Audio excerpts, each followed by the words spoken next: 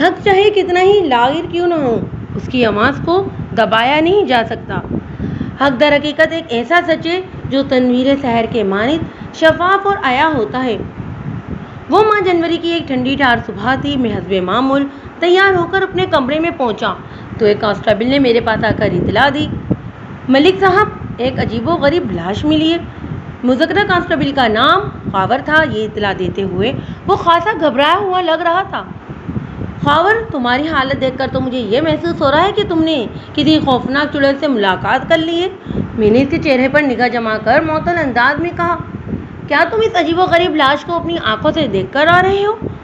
سب سے پہلے تو تم مجھے یہ بتاؤ کہ کوئی لاش عجیب و غریب کیسے ہو سکتی ہے؟ جناب، میں نے اس لاش کو نہیں دیکھا، وہ جلدی سے وضاحت کرتے ہوئے بولا۔ ادھر موضوع کریم آباد سے 2 بندے اس لاش کی اطلاع دینے تھانے آئے ہیں۔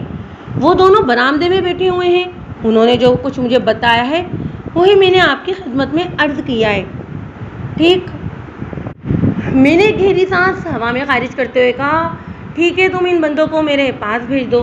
وہ کہتے ہوئے باہر نکل گیا۔ Okay sir. جب میں اپنے کمرے کی طرف آ رہا تھا تو میں نے برآمدے میں چوبی بینچ پر 2 افراد کو بیٹھے دیکھا تھا۔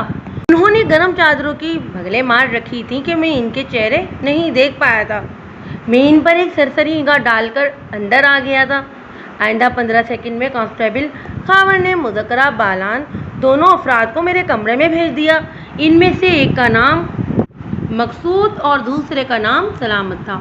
میں نے انہیں بیٹھنے کے لیے کہا، پھر باری باری ان کی طرف دیکھتے ہوئے پوچھا، مجھے بتاؤ کہ تم لوگ کہاں سے آئے ہو اور میرا تھانہ تمہارے لیے کیا کر سکتا ہے؟ میں تمہارے مسئلے کے بارے میں تفصیلاً جاننا چاہتا ہوں۔ کانسٹیبل خاور نے مجھے جو کچھ بتایا تھا میں نے سردست اسے اپنے دماغ میں ایک طرف رکھ دیا تھا۔ میں فریادیوں کی زبانوں سے ان کی پریشانی کا احوال سننا چاہتا تھا۔ تھانے دار صاحب، ہمارا تعلق موضع کریم آباد سے ہے۔ مقصود نے میرے سوال کے جواب میں بتایا، ہمارے گاؤں کے ایک گھر کی دیوار میں کسی بندے کی لاش پھنسی ہوئی ہے۔ کیا مطلب ہے تمہارا؟ میں نے اس کی بات پوری ہونے سے پہلے ہی پوچھ لیا، کوئی لاش بھلا کسی دیوار میں کیسے پھنس سکتی ہے؟ بات یہ ہے تھانے دار صاحب، مقصود کا ساتھی سلامت وضاحت کرتے ہوئے بولا، عادل کا پچھواڑے ایک کمرے کی عقبی دیوار میں کسی نے اس سائز کا گول سوراخ بنایا ہے جس کے ذریعے عام جسامت کا کوئی بندہ بآسانی اندر سے باہر اور باہر سے اندر آ جا سکے۔ اسی موقع میں سے کسی شخص کا سر اور کندھے باہر نکلے ہوئے ہیں۔ اس کے جسم کا باقی حصہ گھر کے اندر ہے۔ اسی لیے مقصود نے اس لاش کے دیوار میں پھنسنے کی بات کی ہے۔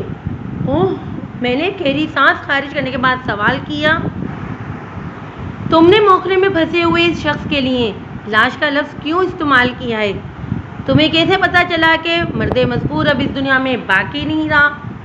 آپ وہاں چل کر خود دیکھ لیں تھانے دار صاحب۔ مقصود نے گہری سنجیدگی سے کہا، کسی نے اس بد نصیب شخص کے سر کو بری طرح کچل ڈالا ہے۔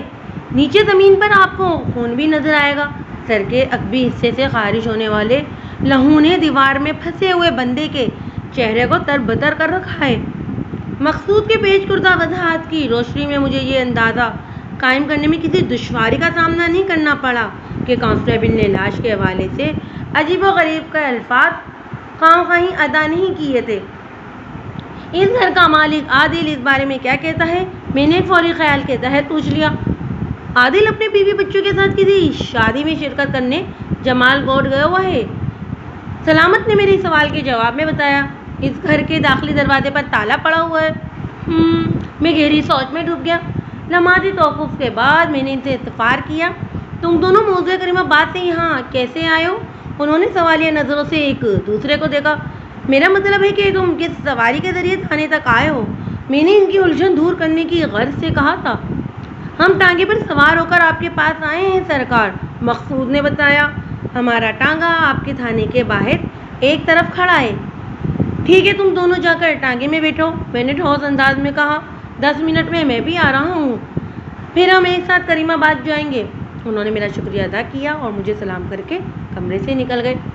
موضوع کریم آباد میرے تھانے سے کم و بیش 2 میل کے فاصلے پر واقع تھا۔ تھوڑی ہی دیر میں ہم سب ٹانگے پر سوار ہو کر جائے وقوع پر پہنچ گئے۔ وہ در حقیقت عادل کے مکان کا عقبی حصہ تھا۔ میں کانسٹیبل خاور کو بھی اپنے ساتھ لے کر آیا تھا۔ اس موقع پر کم از کم درجن بھر افراد موجود تھے۔ جن میں ہر عمر کے لوگ شامل تھے۔ اس وقت 10 بجے تھے، فضا میں ہر سو ٹھنڈک اور یکبستی بسی ہوئی تھی۔ میں نے ان لوگوں کو وہاں سے دور ہٹایا اور لاش کا بغور جائزہ لینے لگا۔ جیسا کہ میں نے بتایا کہ وہ عادل کے گھر کا عقبی حصہ تھا۔ اس مکان کے بچواڑے ایک خالی میدان تھا۔ میرے متعدد اندازے کے مطابق اس گھر کا رقبہ 15 مرلے کے آس پاس رہا ہوگا۔ کراچی والے اسے 400 گز کا مکان سمجھ لیں۔ ایک مرلہ 3 گز کے برابر کا خیال کیا جاتا ہے۔ جس شخص کی لاش کانسٹیبل کو خبر نے عجیب و غریب کہا تھا، وہ میری نگاہ میں مذاقخیز اور حسرت ناک تھی۔ مکان کی عقبی دیوار میں لگ بھگ 1.5 فٹ کا قطر کا ایک ناموار سوراخ بنا ہوا تھا اور اسی سوراخ میں وہ بد نصیب بندہ اس طرح پھنسا ہوا تھا کہ اس کا سر اور کندھے تو باہر نکل آئے تھے، مگر بدن کا باقی حصہ غالباً اس حصہ مکان کے اندرونی حصے میں تھا، جو ظاہر باہر سے نظر نہیں آ رہا تھا۔ مذکورہ شخص کا چہرہ نیچے کی جانب تھا، جو خون سے تربتر تھا۔ اس خون کا منبع کھوپڑی کا عقبی حصہ تھا، جہاں پر کسی شکل پر انسان نے آئینی اوزار سے ایسی کاری ضرب لگائی تھی کہ کھوپڑی کا وہ مقام بری طرح تڑک چکا تھا۔ موسم کے باعث سر سے خون کا بہاؤ رک گیا تھا۔ اس عمل میں کسی شک و شبے کی گنجائش تلاش نہیں کی جا سکتی تھی کہ اس بندے کا شمار زندہ انسانوں میں نہیں کیا جا سکتا۔ میں نے موقع پر موجود لوگوں کی مدد سے اس مردہ شخص کو کھینچ کر موخلے سے باہر نکلوایا اور اس شخص کی لاش کو اندر زمین پر رکھوا دیا۔ اس بندے کی عمر 30 سال رہی ہوگی۔ وہ درمیانے قد اور گندمی رنگت کا مالک ایک صحت مند انسان تھا۔ اس کے سر کے بال گھنگریالے تھے۔ میں نے لاش کی جانب اشارہ کرتے ہوئے وہاں موجود لوگوں سے استفسار کیا، تم میں سے کوئی اس شخص کو جانتا ہے؟ چند گردنیں نفی میں متروک ہوئیں، بعض زبانیں انکار میں گویا ہوئیں۔ مجھے یہ سمجھنے میں قطعاً دقت محسوس نہیں ہوئی کہ جب 2 درجن افراد اس مقتول مرحوم کو نہیں جانتے تو اس کا واضح مطلب یہی ہے کہ وہ نامرہ موضوع کریم آباد کا رہنے والا ہی نہیں تھا۔ حالات و واقعات سے یہی ظاہر ہو رہا تھا کہ وہ بدبخت چوری کی نیت سے دیوار پھاڑ کر عادل کے گھر میں داخل ہوا ہوگا۔ یقیناً یہ بات اس کے علم میں ہوگی کہ عادل اپنے بیوی بچوں کے ساتھ جمال گوٹ گیا ہوا ہے۔ اس نے اس موقع سے فائدہ اٹھانے کی کوشش کی تھی، لیکن کامیابی کے بجائے اس کے مقدر میں موت لگی ہوئی تھی۔ اب یہاں یہ سوال پیدا ہوتا تھا کہ اس نامعلوم شخص کا موت کا ذمہ دار کون ہے؟ اس سوال کے ساتھ ہی چند متعلقہ سوالات اور بھی جڑے ہوئے تھے، جیسا کہ وہ بندہ بآسانی دیوار پاڑ کر گھر کے اندر داخل ہو سکتا تھا، تو پھر اس نے مکان کی عقبی دیوار میں موخلا بنانے کی ضرورت کیوں محسوس کی؟ وہ وہاں کیا چیز چرانے آیا تھا؟ مال مسروقہ کہاں چلا گیا؟ گھر کے حالات کی کیا صورتحال ہے؟ وغیرہ وغیرہ۔ ان میں سے بیشتر سوالات کے جوابات گھر کے اندر داخل ہونے سے مل سکتے تھے، اور یہ اس وقت ممکن تھا جب گھر کا مالک وہاں موجود ہو۔ گھر کے اندرونی حصے تک رسائی حاصل کرنے کا ایک راستہ وہ موخلا بھی تھا۔ سطح زمین سے کوئی 2 فٹ اوپر 1.5 فٹ قطر کے اس موخلے کے توسط سے کسی بھی بندے کو گھر کے اندر بھیجا جا سکتا تھا، لیکن سردست مجھے یہ مناسب نہیں لگا اور میں نے فلفر 2 بندوں کو موضوع جمال کوٹ کی جانب دوڑایا تاکہ وہ عادل کو لے کر یہاں آ جائیں۔ جس وقت میں نامعلوم شخص کی لاش کا جائزہ لینے میں مصروف تھا، اسی دوران میں کانسٹیبل خاور کو گھوم پھر کر کوئی ایسی شے تلاش کرنے کی کوشش کر رہا تھا جس سے اس پراسرار معاملے کو سمجھنے میں مدد مل سکے، اور وہ اپنی اس کوشش میں کامیاب بھی رہا تھا۔ ملک صاحب، وہ میری طرف آتے ہوئے جانی لہجے میں بولا، یہ دیکھیں مجھے کیا ملا ہے۔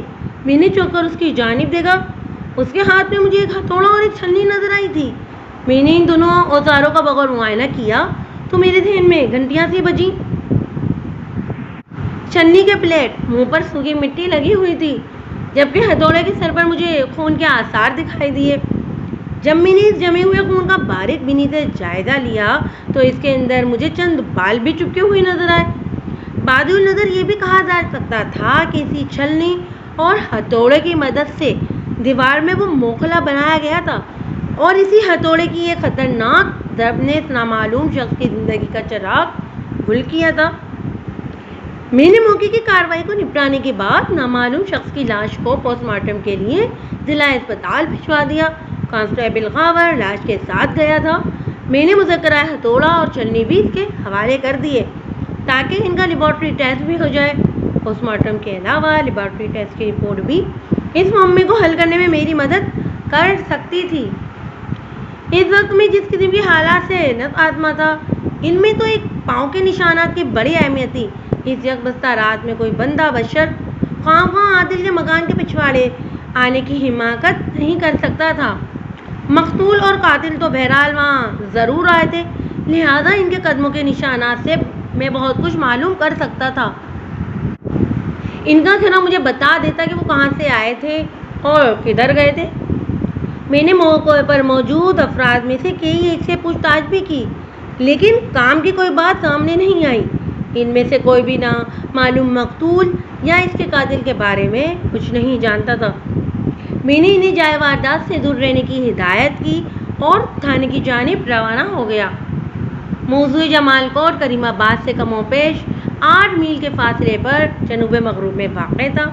میں نے افتخار اور بشیر نامی 2 بندوں کو لگ بھگ 11 بجے دن جمال کوٹ کی طرف روانہ کیا تھا۔ موسم سرما کے دن نسبتاً چھوٹے ہوتے ہیں۔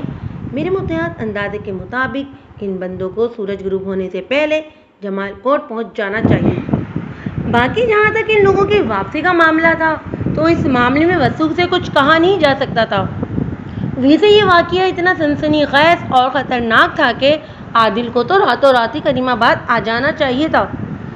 میں نے تھانے پہنچتے ہی خوجی بابا کو طلب کر لیا۔ میں عادل کی واپسی تک ہاتھ پر ہاتھ رکھے بیٹھا نہیں رہ سکتا تھا۔ لگ بھگ 20 منٹ کے بعد ہی خوجی منظور الہی عرف چاچا جھرا میرے سامنے حاضر تھا۔ حکم کریں ملک صاحب۔ سلام کرنے کے بعد اس نے مجھ سے کہا، کیسے یاد فرمایا سرکار؟ چاچا مخبر ہو یا خوجی؟ ان کی ضرورت کسی خاص معاملے میں ہی پڑتی تھی۔ میں نے ان کی آنکھوں میں دیکھتے ہوئے معطل انداز میں پوچھا، سمجھ لو میں نے تمہارے لیے کچھ مصروفیت نکالی ہے تاکہ تمہارے ہاتھ پاؤں اور دماغ کو زنگ نہ لگ جائے۔ چاچا جھرا کی عمر 70 کے آس پاس تھی۔ وہ متناسب قد کاٹ کا مالک سامنے رنگت والا شخص تھا۔ اس عمر میں بھی اس کی صحت قابل رشک نہیں تو انتہائی ٹھیک ٹھاک ضرور تھی، خصوصاً اس کی بینائی کا تو جواب نہیں تھا۔ 70 کے ہندسے کو چھونے کے باوجود بھی وہ بغیر اینک کے قرآن مجید پڑھ لیتا تھا۔ یہ تو آپ کی کرم نوازی ہے ملک صاحب، وہ مائنہ خیز نظروں سے مجھے دیکھ تکتے ہوئے بولا تھا کہ آپ کو میری صحت کا اتنا خیال ہے۔ حکم کریں میں آپ کی کیا خدمت کر سکتا ہوں؟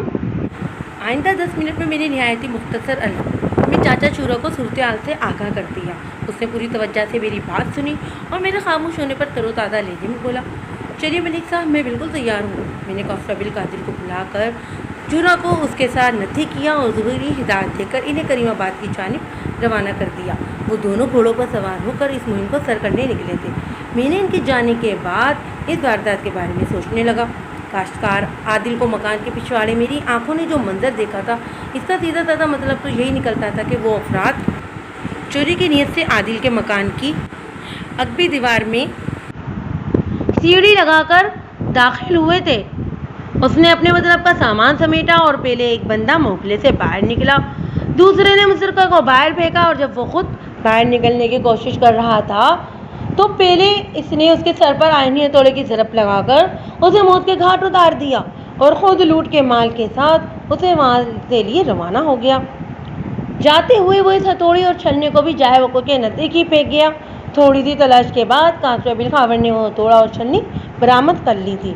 مذکرہ ہتھوڑے پر جمے ہوئے خون اور اس خون میں چپکے ہوئے بال یہی بتاتے تھے کہ دیوار کے اندر پھنسے ہوئے اس گھنگریالے بالوں والے نامعلوم بندے کو اسی ہتھوڑے کی مدد سے ہلاک کیا گیا تھا۔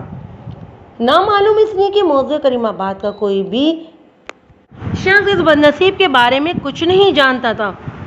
کسی حد تک ایک دوسرے زاویے سے بھی غور کیا جا سکتا تھا، یعنی چور ایک ہی شخص تھا۔ وہ جانتا تھا کہ صاحب خانہ اور اس کے بیوی بچے اس رات گھر میں موجود نہیں ہیں۔ اس نے عادل کے گھر میں چوری کا منصوبہ بنایا، چھلنی اور ہتھوڑی کے ذریعے سے مکان کی عقبی دیوار میں موکلا بنایا۔ جب وہ اپنے مذموم مقصد کو حاصل کرنے کے لیے موخلے سے باہر نکل رہا تھا تو کسی نامعلوم بندے نے ہتھوڑے کی ضرب لگا کر اسے نیند کی موت سلا دیا اور مال مسروقہ کے ساتھ جائے وقوع سے فرار ہو گیا۔ وہ نامعلوم بندہ کریم آباد کا رہائشی بھی ہو سکتا تھا۔ یہ تو طے تھا کہ مقتول نے عادل کے گھر سے جو کچھ بھی چرایا تھا وہ سارے کا سارا مال قاتل کے ہاتھ سے لگ گیا تھا، ورنہ وہ خاموش نہ رہتا اور مقتول کو وہاں سے نکلتے دیکھ کر چیخ چلا کر پورے گاؤں کو اس جانب ضرور متوجہ کرتا۔ میری یہ دونوں سوچیں پیش آئندہ حالات کا عکس تھیں۔ اصل حقیقت اس سے بھی مختلف ہو سکتی تھی۔ اس معاملے کی تہ رسائی حاصل کرنے کے لیے عادل کے گھر کا اندرونی ماحول دیکھنا بہت ضروری تھا اور یہ اسی وقت ممکن تھا جب وہ جمال کوٹ سے واپس آ جائے۔ ساں پیر کے بعد کانسٹیبل خاور سرکاری اسپتال سے واپس آ گیا اور اپنے ساتھ ایک سنسنی خیز خبر بھی لایا۔ میں نے فوراً اسے اپنے کمرے میں بلا لیا۔ ملک صاحب، میں جس بندے کی لاش کو پوسٹ مارٹم کے لیے اسپتال چھوڑنے گیا تھا اس کی جزوی شناخت ہو گئی ہے، اس نے ایک سنسنی خیز انکشاف انگیز لہجے میں مجھے بتایا۔ یہ جزوی شناخت کیا چیز ہوتی ہے؟ میں سیدھا ہو کر بیٹھ گیا اور پوچھا، مجھے بتاؤ عبرتناک موت کا شکار کرنے والا وہ شخص کون ہے اور اس کا تعلق کس علاقے سے ہے؟ لمحاتی توقف کر کے میں نے ایک گہری سانس کی خارج کے پھر ان الفاظ میں اپنی بات مکمل کر دی، جہاں تک میرا خیال ہے وہ کریم آباد کا رہنے والا تو نہیں ہو سکتا۔ آپ کا خیال 16 آنے درست ہے جناب، وہ تصدیقی انداز میں گردن ہلاتے ہوئے بولا۔ مجھے پتہ چلا ہے کہ اس بندے کا نام فضلو کمال ہے اور اس کا تعلق موضوع جمال کوٹ سے ہے۔ تمہیں یہ بات کس نے بتائی ہے؟ میں نے سرسراتی ہوئی آواز میں سوال کیا۔ اور وہ جزوی شناخت کا کیا قصہ ہے؟ ملک صاحب، ادھر اسپتال کی لیبارٹری میں ایک ٹیکنیشین ہے جس کا نام امتیاز ہے، کانسٹیبل نے میرے استفسار کے جواب میں بتایا۔ امتیاز کا خیال ہے کہ مقتول کا تعلق جمال گوٹ سے ہے اور اس کا نام افضل کمار اور فضلو ہے۔ مطلب یہ امتیاز کا خیال ہے؟ میں نے کانسٹیبل کی آنکھوں میں دیکھتے ہوئے دریافت کیا۔ اسے فضلو کے بارے میں یقین نہیں ہے، اسی لیے تم نے جزوی شناخت کے لفظ استعمال کیے ہیں۔ جی ملک صاحب، وہ سبد میں گردن ہلاتے ہوئے بولا۔ دراصل جمال کوٹ میں امتیاز کی خالہ رشیدہ بی بی رہتی ہیں۔ وہ اکثر اپنی خالہ سے ملنے جمال کوٹ جایا کرتا تھا۔ اس نے مقتول کو وہاں کئی بار دیکھا ہے لیکن کبھی اس سے براہ راست بات چیت نہیں ہوئی۔ امتیاز بس مقتول کا نام جانتا ہے اور یہ بھی کہ مقتول ایک آوارہ شخص تھا۔ یہ جزوی شناخت اور ادھوری جانکاری بھی کافی ہے۔ میں نے گہری سانس خارج کرتے ہوئے کہا، ضرورت پڑنے پر ہم امتیاز کو بھی پوچھ تاچھ کے لیے تھانے بلا سکتے ہیں۔ کانسٹیبل خاور نے میری تجویز کی تائید کی۔ ہمارے بیچ اس موضوع پر بات ہو ہی رہی تھی کہ کھوجی چاچا جھورا اور کانسٹیبل قادر اپنے مشن سے لوٹ آئے۔ اس وقت سورج غروب ہو رہا تھا۔ موسم سرما کی وجہ سے ایسا محسوس ہو رہا تھا کہ رات ہو چکی ہے۔ فضا میں دھند آمیز خن کی بدرجہ موجود تھی۔ میں نے کھوجی کو فوراً اپنے کمرے میں بلا لیا۔ وہ سلام کر کے میرے سامنے ایک چوبی کرسی پر بیٹھ چکا تو میں نے اس کے چہرے پر نگاہ جما کر استفسار کیا، ہاں بھائی چاچا، کیا رپورٹ ہے؟ رپورٹ تو حوصلہ افزا ہے ملک صاحب، وہ پراعتماد لہجے میں بولا۔ روشنی؟ میں نے 2 افراد کا کھرا نکال لیا ہے لیکن میرا کام ابھی مکمل نہیں ہوا۔ روشنی کم ہونے کی وجہ سے اپنے کام کو ایک مقام پر روکنا پڑا ہے مجھے۔ کل صبح وہیں سے دوبارہ شروع کروں گا۔ چاچا، میں چاہتا ہوں کہ تم اپنی آج کارکردگی کی تفصیل سے بیان کرو۔ میں نے اس کی آنکھوں میں دیکھتے ہوئے کہا، میری بات سمجھ رہے ہو نا؟ اس نے ثابت میں گردن ہلائی اور ٹھہرے ہوئے لہجے میں بتانے لگا، ملک صاحب، کریم آباد کے پہلو میں لگ بھگ فرانگ لانگ کے فاصلے پر ایک نہر ہے جس کا بہاؤ کریم آباد سے جنوب مغرب کی سمت یعنی جمال کوٹ کی طرف ہے۔ اس نہر کے ساتھ ایک کچا راستہ ہے جو کریم آباد کو جمال کوٹ سے ملاتا ہے۔ وہ ساتھ ہموار کرنے کے گھر سے موقف ہوا، پھر اپنی بات کو آگے بڑھاتے ہوئے بولا، کریم آباد کے ان سامنے نہر کے کنارے استدادہ ٹیلی کا ایک درخت ہے۔ مجھے اس درخت کے نیچے ایک گھوڑے کے قدموں کے نشانات ملے ہیں۔ مجھے یقین ہے کہ اس گھوڑے کو دیکھ کر کچھ دیر کے لیے ٹیلی کے درخت کے ساتھ باندھا گیا۔ چاچا جھورا، میں نے قطعی کلامی کرتے ہوئے کہا تھا، میں نے تمہیں قاتل اور مقتول کا کھلا نکالنے کا کام سونپا تھا اور تم گھوڑے کے کھوج میں لگ گئے۔ وہ دونوں اسی گھوڑے پر سوار ہو کر کریم آباد پہنچے تھے ملک صاحب، وہ ایک ایک لفظ پر زور دے کر انکشاف انگیز لہجے میں بولا تھا۔ چلیے ٹھیک ہے، میں نے قاتل اور مقتول کے ذکر سے بات شروع کرتا ہوں۔ وہ لمحے بھر کے لیے رکا، پھر معطل انداز میں بتانے لگا۔ دو افراد ایک گھوڑے پر سوار ہو کر جمال گھوٹ سے کریم آباد پہنچے تھے، یعنی نہر کے کنارے والے کچے راستے پر سفر کرتے ہوئے۔ جو گھوڑا انہیں کریم آباد لے کر آیا، اس کے کھرو کے دباؤ ہی سے میں نے اندازہ لگایا ہے کہ اس کے پشت پر دو افراد کے برابر وزن موجود تھا۔ ٹہلی کے درخت کے نزدیک مجھے ان دونوں کے قدموں کے نشانات مل گئے۔ یہ وہی نشانات تھے جو مجھے جائے وقوع سے میں نے ایک کھوج کی ابتدا میں ہی اٹھا لیے تھے۔ بہرے کب اس نے ایک بار پھر توقف کیا اور دو چار گہری سانسیں لینے کے بعد دوبارہ گویا ہوا۔ اپنے گھوڑے کو ٹہلی کے درخت کے ساتھ باندھنے کے بعد وہ دونوں کھیتوں کے اندر سے ہوتے ہوئے جائے واردات یعنی عادل کے مکان کے پچاڑے میں پہنچ گئے۔ دیوار میں بنے ہوئے موقلے کے نیچے زمین پر ان کے قدموں کے نشان کئی جگہ بڑے واضح ملے ہیں، لیکن واپسی کے سفر میں مجھے ایک شخص کا ہی کھرا ملا ہے۔ وہ جائے واردات سے چلتے ہوئے ٹہلی کے درخت تک پہنچا تھا، پھر گھوڑے پر سوار ہو کر وہ جمال کوٹ کی جانب روانہ ہو گیا۔ اب کی بار اس گھوڑے کے پاؤں کے دباؤ سے اندازہ ہو جاتا ہے کہ اس کی پشت پر صرف ایک ہی بندہ بیٹھا ہوا تھا، اور قرائن سے یہی لگتا ہے کہ وہ جمال کوٹ کی طرف گیا ہوگا۔ میں نے ٹہلی والے درخت سے جمال کوٹ کی جانب کم و بیش 1 میل تک اس گھوڑے کے کھرے کا تعاقب کیا ہے۔ باقی کا کام انشاءاللہ کل کروں گا۔ کریم آباد سے جمال کوٹ کا فاصلہ 8 میل کے برابر تھا، یعنی ابھی چاچا جورا کو مزید 7 میل تک اس گھوڑے کے کھروں کا پیچھا کرنا تھا، تب کہیں جا کر یہ معلوم ہوتا کہ وہ گھڑ سوار جمال گھوٹ گیا تھا یا پھر اس سے بھی آگے کسی طرف۔ جو بندہ گھوڑے پر سوار ہو کر جمال کوٹ کی طرف گیا ہے وہ قاتل ہو سکتا ہے۔ چاچا جورا کے خاموش ہونے پر میں نے پرسوچ انداز میں کہا، کیونکہ مقتول کو تو میں نے موقلے کے اندر سے کھینچ کر باہر نکلوایا ہے، اور میں نے یہ پنگا لیا ہے کہ مقتول کا نام فضلو کمال ہے اور وہ موضع جمال کوٹ کا رہنا والا ہے۔ پھر تو یہ مسئلہ ہی حل ہو گیا ملک صاحب، وہ جوش بھری آواز میں بولا۔ جس بندے کے گھر میں چوری ہوئی وہ اپنے بیوی بچوں کے ساتھ جمال کوٹ گیا ہوا ہے، شاید اسی لیے قاتل اور مقتول نے اس کے خالی گھر کو نشانہ بنا دیا ہے۔ آپ کو اپنی تفتیش کا رخ جمال کوٹ کی جانب موڑ دینا چاہیے۔ تم ٹھیک کہہ رہے ہو چاچا، میں نے گول مول جواب دیا۔ وہ مجھے سلام کر کے رخصت ہو گیا۔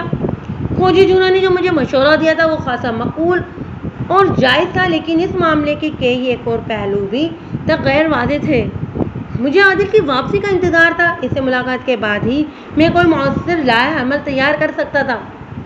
اب تک کی حاصل شدہ معلومات کے مطابق صاحب یعنی زمیندار عادل 8 جنوری بروز بدھ اپنی چھوٹی سالی ریحانہ کی شادی میں شرکت کرنے موضع جمال کوٹ گیا تھا، اور اس کی متوقع واپسی ہفتہ 11 جنوری بتائی گئی تھی، لیکن 8 اور 9 جنوری کی درمیانی رات اس کی غیر موجودگی میں اس کے گھر میں چوری نما قتل کی واردات ہو گئی تھی، جس کی اطلاع 9 جنوری جمعرات کی صبح مقصود اور سلامت نامی 2 بندوں نے تانے آ کر دی تھی۔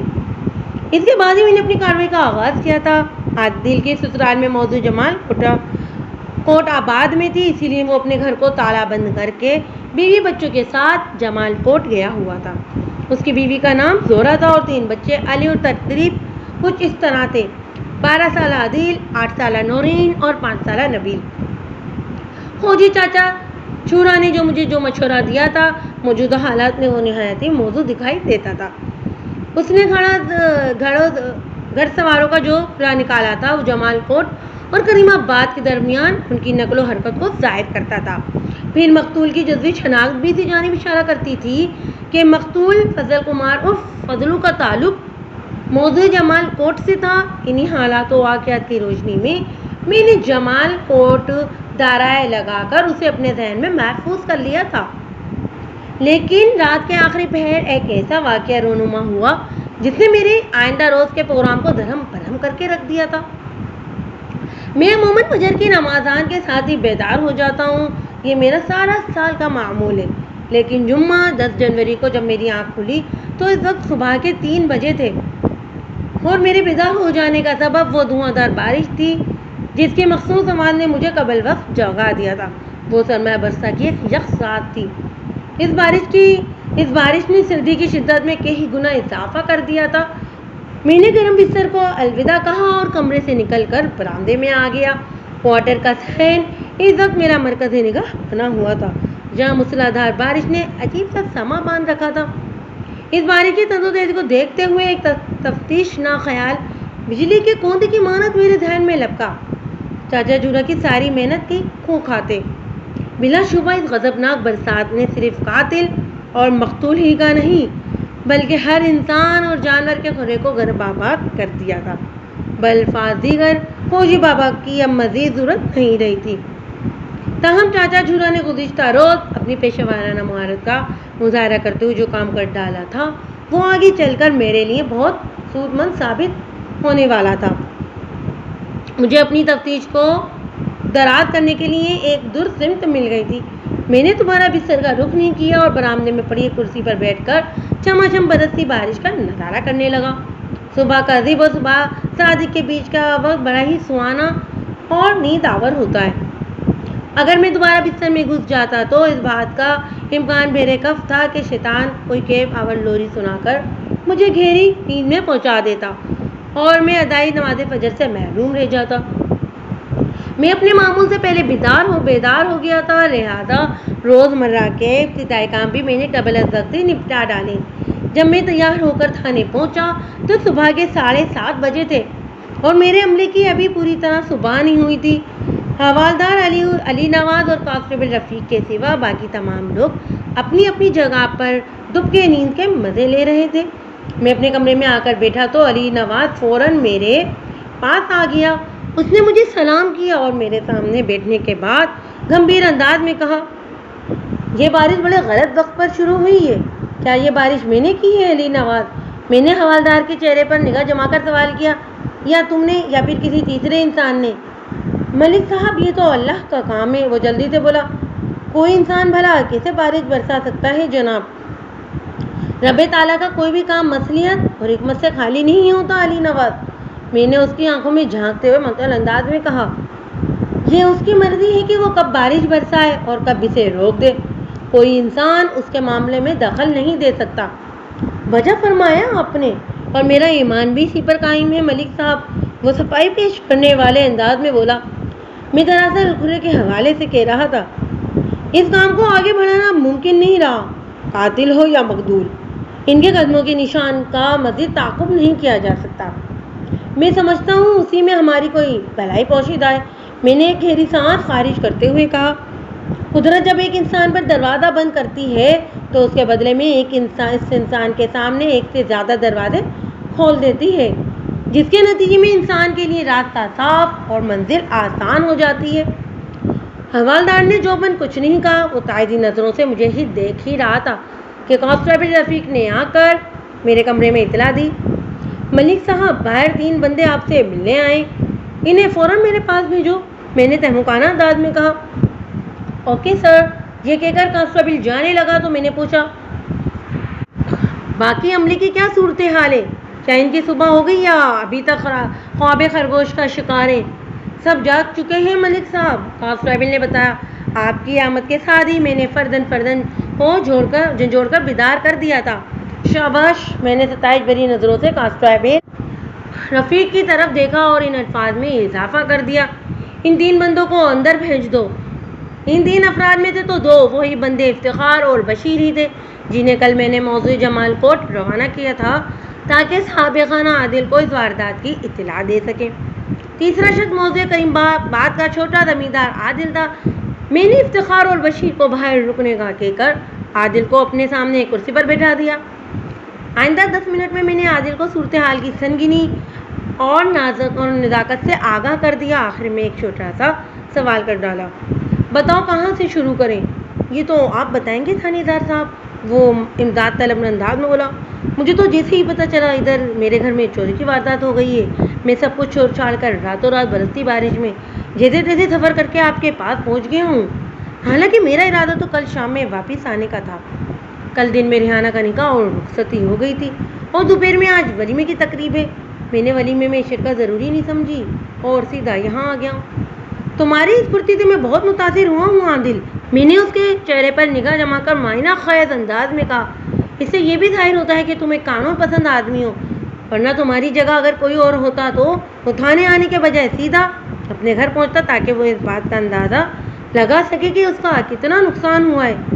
وہ گڑبڑائے ہوئے لہجے میں بولا، یہ تو آپ بالکل ٹھیک کہہ رہے ہیں تھانے دار صاحب، اور یہ بھی ہو سکتا ہے کہ تمہارے گھر میں کوئی قیمتی چیزیں موجود ہی نہ ہو۔ میں نے اس کی آنکھوں میں دیکھتے ہوئے ٹٹولنے والے انداز میں کہا، اس لیے تم گھر کی پرواہ کیے بغیر تھانے آ گئے؟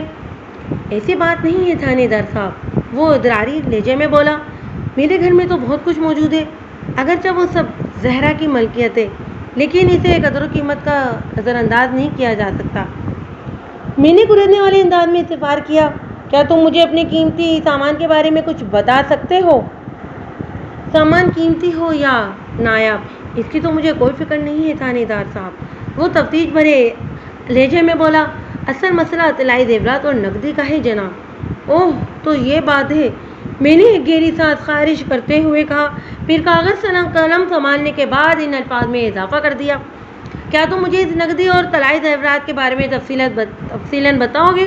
جی بالکل، مجھے اچھی طرح یاد ہے، وہ جلدی سے بولا، نقد رقم پورے 2500 روپے ہے اور مختلف طلائی زیورات کا کل وزن 25 تولے کے قریب ہوگا، اور جو زیورات تمہاری بیوی اور بیٹی نے شادی میں شرکت کے لیے پہن رکھے ہیں وہ ان 50 تولے کے زیورات کے علاوہ ہیں۔ میں نے سوالیہ نظروں سے اس کی طرف دیکھا، میں ٹھیک کہہ رہا ہوں نا؟ اس نے اصابت میں گردن ہلانے پر اکتفا کیا۔ وہ بہت آج کے مقابلے میں سستا زمانہ تھا، ایک عام آدمی کی تنخواہ 30 سے 50 روپے ماہانہ تک ہوا کرتی تھی، گندم 1 روپے کی اور 5 روپے سے 8 من مل جایا کرتی تھی، اور سونا میں 80 روپے تولہ فروخت ہوتا تھا۔ اس سے آپ اندازہ لگا سکتے ہیں کہ اس زمانے میں اور آج کے زمانے میں زمین و آسمان بلکہ آسمانوں کا فرق ہے۔ پھر تو ہمیں فوراً جائے وقوع پر پہنچنا چاہیے، میں نے جھٹکے سے اٹھ کر کھڑے ہوتے ہوئے کہا، اب تم آ ہی گئے ہو تو ہم تمہارے گھر کے داخلی دروازے سے اندر جائیں گے، جب ہی صحیح طور پر اندازہ ہو جائے گا کہ اس واردات میں مقتول فضلو کے علاوہ اور کتنا اور کس نوعیت کا نقصان ہوا ہے۔ کیا تم اپنے گھر کی چابیاں ساتھ لائے ہو؟ جی، وہ سر کو ثباتی جشن دیتے ہوئے مختصراً بولا تھا۔ کیا آپ نے مقتول کی شناخت کر لی ہے؟ ہاں، میں نے ایک لفظ پر زور دیتے ہوئے کہا، اس بندے کا نام فضل کمار عرف فضلو ہے اور وہ موضوع جمال کوٹ کا رہنے والا ہے۔ اوہ، وہ ایک بوجھل سانس خارج کرتے ہوئے بولا، میں اس بندے کو نہیں جانتا، جانکاری کا مرحلہ تو ابھی شروع ہوا ہے عادل۔ میں نے سرسراتی ہوئی آواز میں کہا، آگے آگے دیکھیں ہوتا ہے کیا؟ وہ اصابت میں گردن ہلا کر رہ گیا۔ گزشتہ روز بھی موضوع کریم آباد کی طرف آتے ہوئے اگرچہ مطلع صاف نہیں تھا، لیکن آج دھوپ اور سردی موجود کے علاوہ آسمان گھنے سیاہ سرمئی بادلوں سے بھی ڈھکا ہوا تھا اور ریم جھیم عمل کا تسلسل کے ساتھ جاری تھا۔ کل کی بانسبت آج ہم قدرے تاخیر سے جائے وقوع پر پہنچے۔ میں نے عادل کے مکان میں عقبی سمت جانے کی بجائے گھر کے داخلی دروازے کا رخ کیا۔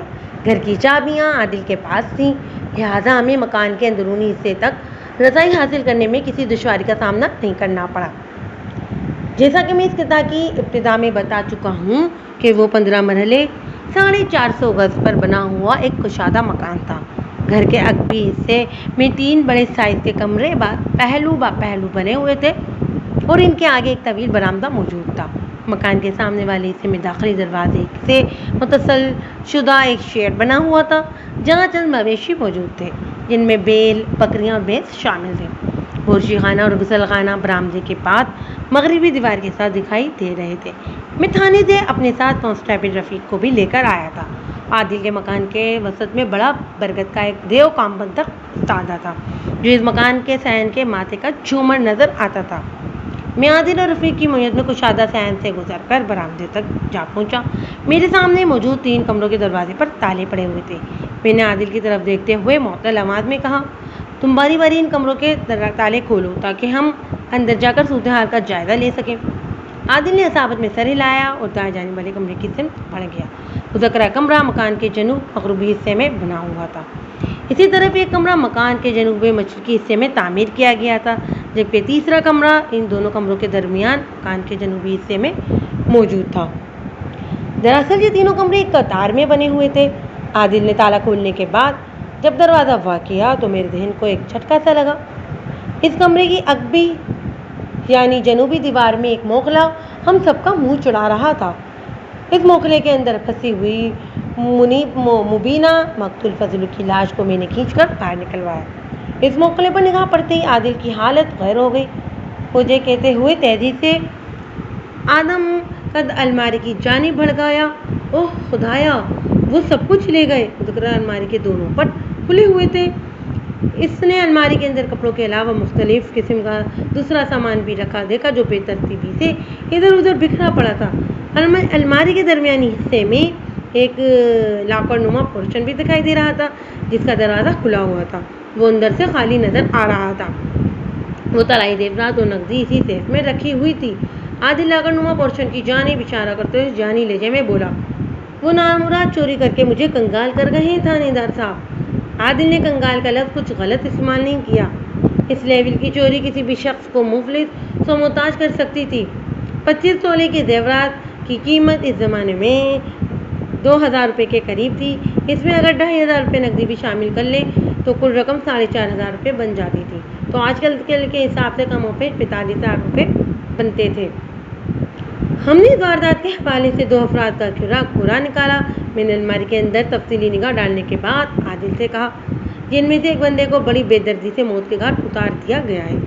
मरने वाले शख्स का नाम फजलू मालूम हुआ है, जो कि मौजे जमाल कोट का रहने वाला था। अगर हम फजलू के साथी चोर को तलाश करने में कामयाब हो जाएं तो तुम्हारा तमाम मालो मसरूका बरामद किया जा सकता है। अगलुम मकान यही है कि फजलू का साथी पहले मोखले से बाहर निकला था। उसके बाद फजलू ने तलाई जेवरात और नकदी को किसी कपड़े वगैरह में लिपेट कर बाहर फेंका होगा। फिर जब फजलू खुद मोखले के रास्ते बाहर निकलने लगा तो बाहर मौजूद चोर ने आईनी हथौड़ों की मदद से इसके सर के अगबी हिस्से पर वार किया और तमाम जेवरात और नकदी को ले जाकर जाविकों से फरार हो गया। बिल्कुल ऐसा ही हुआ है, इससे कुछ मुख्तलिफ। मुझे इसकी परवाह नहीं है थानेदार साहब, आदिल ने मिन्नत रेज लहजे में कहा। बस आप किसी तरह मेरा माल बाजियाब करवा दें। जैसा कि मैंने कहा, माले मसरूआ तक रसाई हासिल करने के लिए मुझे फजलू के साथी को ढूंढना होगा, मैंने मुअत्तल अंदाज में कहा, और इस मकसद के लिए मैं मौजे जमाल कोर्ट से अपनी तफ्तीश का आगाज़ करने वाला हूँ। तुम फिक्र ना करो, मैं बहुत जल्द तुम्हें खुशखबरी सुनाने वाला हूँ।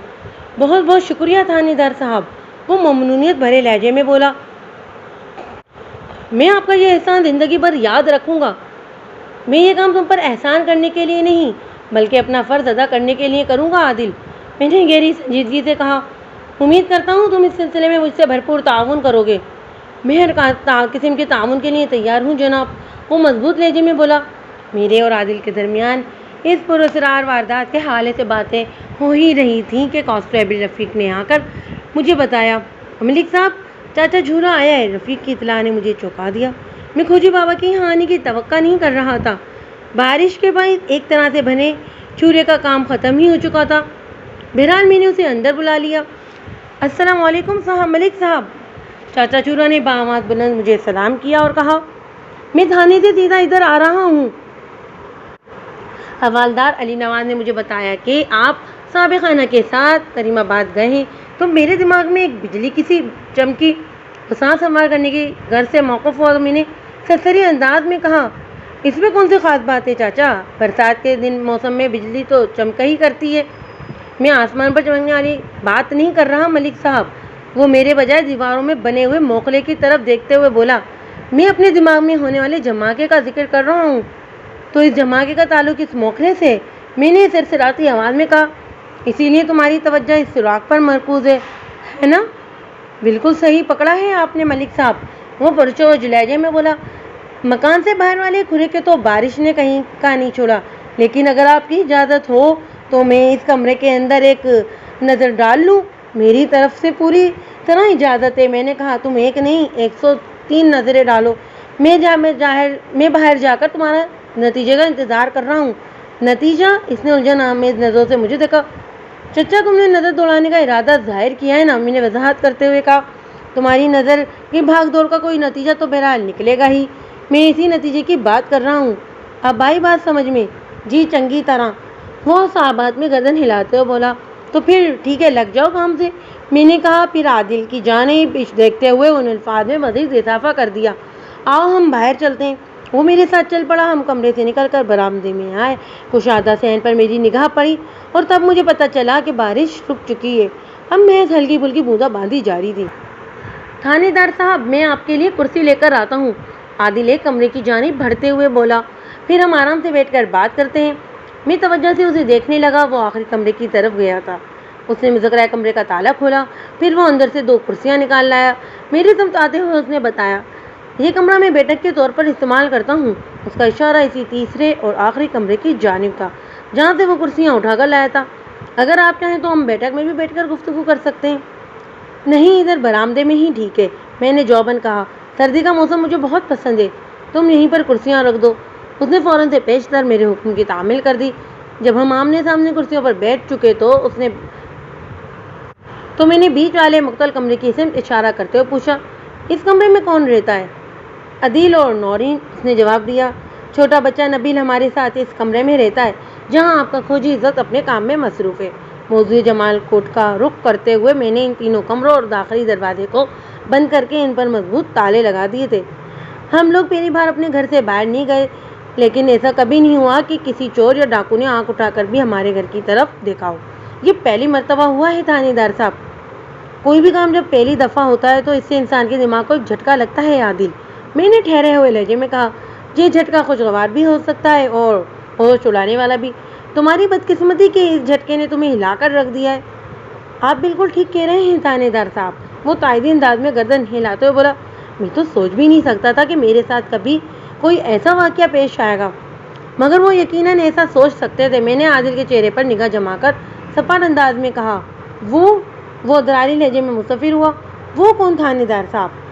وہی دونوں جنہوں نے تمہارے گھر کا صفایا کرنے کا منصوبہ بنایا تھا، میں نے اس کی آنکھوں میں دیکھتے ہوئے جواب دیا۔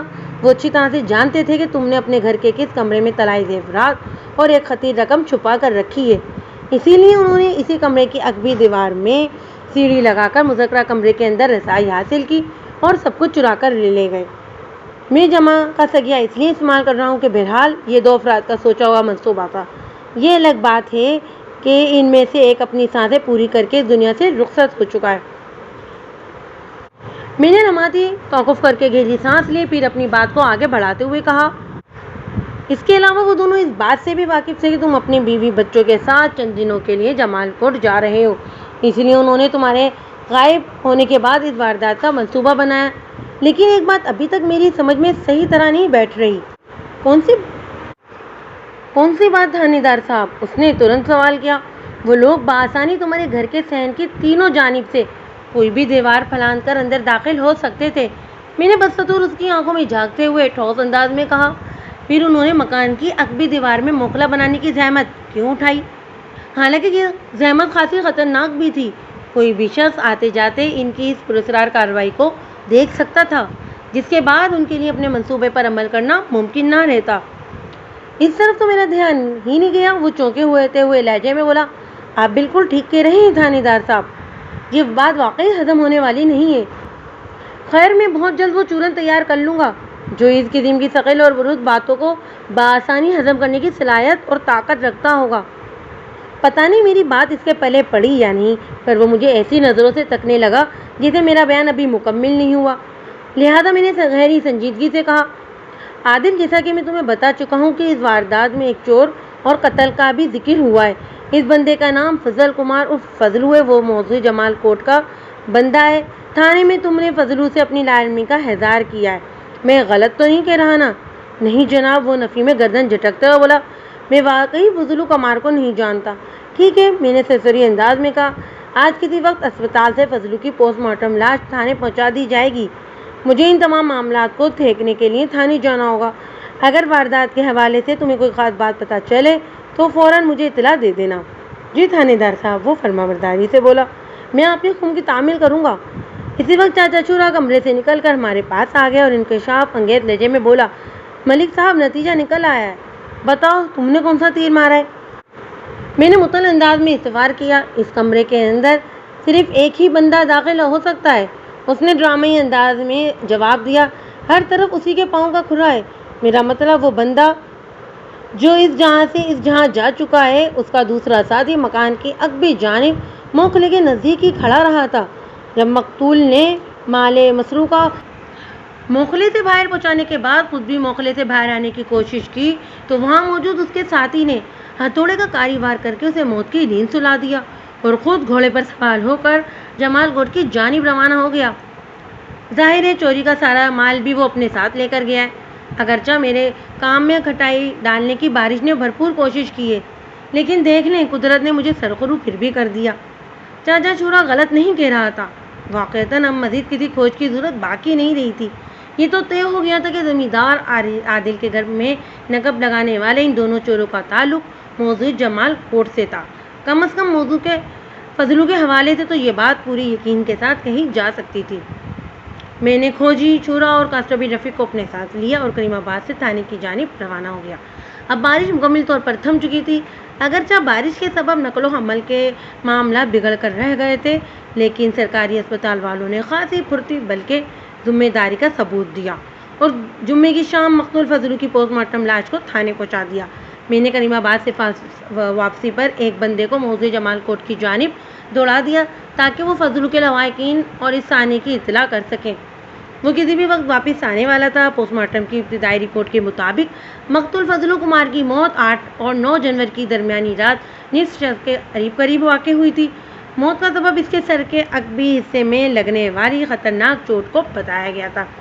اس کے علاوہ ذریعہ کیمیکل لیبارٹری ٹیسٹ سے پتہ چلا تھا کہ ہتھوڑے کے آئینی حصے پر جمع ہوا خون اور اس خون کے اندر چپکے ہوئے بال مقتول ہی کے تھے۔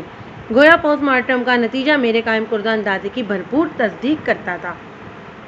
جیسا کہ میں بتا چکا ہوں کہ موسم سرما کا دن نسبتاً چھوٹا ہوتا ہے، لہٰذا شام جلدی ہو جاتی ہے۔ میں نے فیض محمد نامی جس بندے کو جمال کوٹ بھیجا تھا اس کی واپسی رات 8 بجے کے آس پاس ہوئی اور وہ اکیلا نہیں آیا تھا۔ اس کے ساتھ مقتول کا بڑا بھائی کمال الدین اور اس کا ایک پڑوسی بھی تھا۔ کمال الدین کی عمر 40 سال دکھائی دیتی تھی اور اس کے خط و خال مقتول سے گہری مشابہت رکھتے تھے، حتیٰ کہ کمال الدین کے سر کے بال بھی فضلو کی طرح گھنگریالے ہی تھے۔ اسے دیکھ کر مجھے موکھلے میں پھنسا ہوا افضل الدین عرف فضلو یاد آ گیا، جس کا بدن مخصوص چیڑ پھاڑ کے بعد اب اپنی تدفین کا منتظر تھا۔ میں بھی تک تھانے کے اندر ہی بیٹھا ہوا تھا۔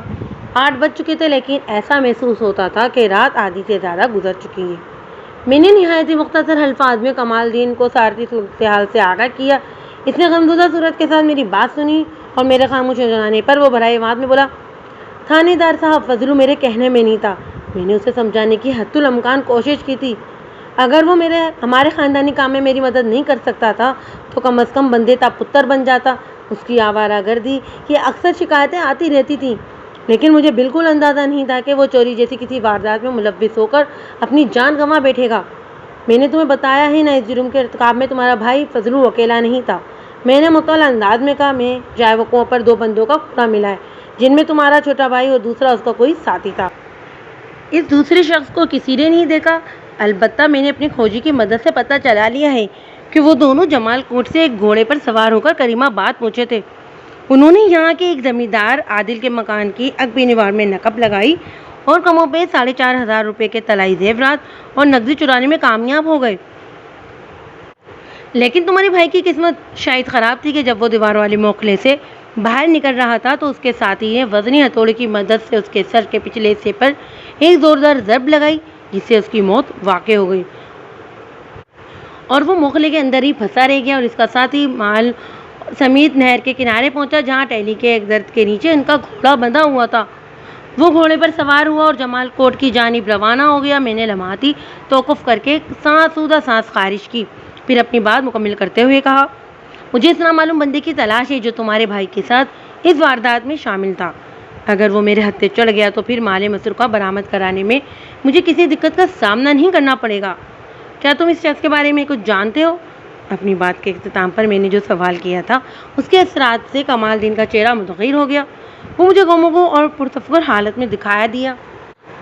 ایک لمحے کی پرسوچ خاموشی کے بعد اس نے جواب دیا، نہیں جناب، میں اس بندے کے بارے میں کچھ نہیں جانتا۔ تمہیں یہ تو اچھی طرح پتا ہوگا کہ فضلو زیادہ تر کن لوگوں کے ساتھ اٹھتا بیٹھتا تھا۔ میں نے تفتیش کا عمل جاری رکھتے ہوئے مزید ایک سوال پوچھا تھا۔ تھانے دار صاحب، جمال کوٹ کوئی بہت بڑا گاؤں نہیں ہے، اسے بتایا کوئی 150 مکان ہوں گے۔ آپ سمجھ لیں کہ جمال کوٹ کے مکینوں کی تعداد 600 اور 700 کے درمیان ہوگی۔ اس محدود آبادی میں 4 افراد نہایت ہی نکمے اور آوارہ سمجھے جاتے ہیں، جن میں ایک فضلو بھی تھا۔ باقی 3 نکمے کون ہیں؟ میں نے قطع کلامی کرتے ہوئے تیز آواز میں پوچھا۔ رب نواز عرف نواز جاں، محمد اسلم عرف اچھو اور احمد مختار عرف مختارو۔ کمال الدین نے جواب دیا، کیا نوازہ اور اچھو اور مختارو جمال کوٹ ہی میں موجود ہیں؟ میں نے ایک فوری خیال کے تحت پوچھ لیا، میں کل بھی کسی وقت تمہارے گاؤں کا چکر لگانے آؤں گا، کیا تم ان 3 لفنگوں سے میری ملاقات کروا دو گے؟ کیوں نہیں، ضرور جناب، وہ تعاون آمیز لہجے میں بولا، لیکن میں یقین کے ساتھ نہیں بتا سکتا کہ وہ لوگ جمال کوٹ میں موجود ہیں یا نہیں۔ خیر، اس نے ذرا دیر کو رک کر ایک بوجھل سانس خارج کی، پھر معطل آواز میں بولا، آپ ہمارے گاؤں میں تشریف لائیں، میں انہیں ڈھونڈ کر اکٹھا کرنے کی کوشش کروں گا۔ ٹھیک، میں نے کہا، اب تم اپنے بھائی کی لاش کے ساتھ جمال کوٹ روانہ ہو جاؤ، میں نے فضلو کی میت کو اس کے گھر پہنچانے کا سرکاری بندوبست کر دیا ہے۔ اس نے گلوگر آواز میں شکریہ ادا کیا۔ میں نے ضروری کارروائی کے بعد فضلو کمار کی پوسٹ مارٹم شدہ لاش کو اس کے حوالے کر دیا۔ جب کمال الدین کمار تھانے سے رخصت ہونے لگا تو میں نے کریدنے والے انداز میں پوچھا، کیا تم جانتے ہو کہ تمہارے بھائی نے اپنے ساتھی کی مدد سے کریم آباد کے کس شخص کے گھر نقب لگائی تھی؟ تھوڑی دیر پہلے آپ نے اس بندے کا نام عادل بتایا ہے۔ وہ تصدیق طلب انداز میں طرف دیکھتے ہوئے بولا، ہاں بالکل، میں نے اس کے چہرے پر نگاہ جماتے ہوئے کہا، عادل موضوع کریم آباد کا ایک چھوٹا زمیندار ہے اور اتفاق سے وہ تمہارے گاؤں کا داماد بھی لگتا ہے۔ عادل اپنی چھوٹی سالی ریحانہ کی شادی میں شرکت کرنے بیوی بچوں سمیت جمال کوٹ گیا ہوا تھا۔ اس کی غیر موجودگی میں چوری کی یہ واردات عمل میں آئی ہے۔ آج علی صبح میرے بلاوے پر عادل یہاں آ گیا تھا۔ اس کی بیوی بچے ابھی تک جمال کوٹ ہی میں ہیں۔ آج دن میں ولیمے کی تقریب تھی، لیکن عادل نے اس میں شرکت نہیں کی۔ آپ بالکل ٹھیک کہہ رہے ہیں جناب، وہ تائیدی انداز میں گردن ہلاتے ہوئے بولا، میں چودھری مجید کو اچھی طرح جانتا ہوں۔ ریحانہ چودھری صاحب کی چھوٹی اور سب سے چھوٹی بیٹی ہے۔ اس کی 3 بڑی بیٹیوں زہرا، فاخرہ اور سلطانہ کی شادیاں ہو چکی ہیں۔ سب سے بڑی بیٹی زہرا کی شادی کریم آباد کے عادل صاحب سے ہوئی تھی، پر میں آج سے کوئی 15 سال پہلے کی بات کر رہا ہوں جناب۔ ان لوگوں کے 3 بچے بھی ہیں۔ تم تو اس فیملی کے بارے میں پوری تفصیل سے آگاہ ہو، میں نے اس کی آنکھوں میں دیکھتے ہوئے کہا، لیکن آج صبح جب میں نے عادل سے تمہارے بھائی فضلو کے بارے میں سوال کیا تو اس نے اپنی مکمل لا علمی کا اظہار کیا تھا۔ بات دراصل یہ ہے تھانے دار صاحب، وہ درد بھرے لہجے میں وضاحت کرتے ہوئے بولا، ہم بے بس اور لاچار اور بہت چھوٹے لوگ ہیں۔ کافی عرصہ پہلے میری ماں صفیہ کا انتقال ہو گیا تھا۔ میرا باپ جلال الدین جوڑوں کے درد کا دائمی مریض ہے۔ وہ گھر میں بیٹھ کر اپنے چاک پر مٹی کے برتن بناتا رہتا ہے۔ نہر میں سے مٹی نکال کر لانا اور باقی کے دیگر تمام کام میرے ذمے۔ آپ خود سوچیں، اگر عادل صاحب ہم جیسے معمولی لوگوں کو جانتے تو اس میں ہرانے والی کوئی بات نہیں۔ ایسا تو صدیوں سے ہوتا آ رہا ہے جناب۔ کمال الدین عرف کمار کی بات میں بہت وزن تھا۔ صاحب سرور لوگ عموماً اپنے سے نیچے دیکھنے کے عادی نہیں ہوتے۔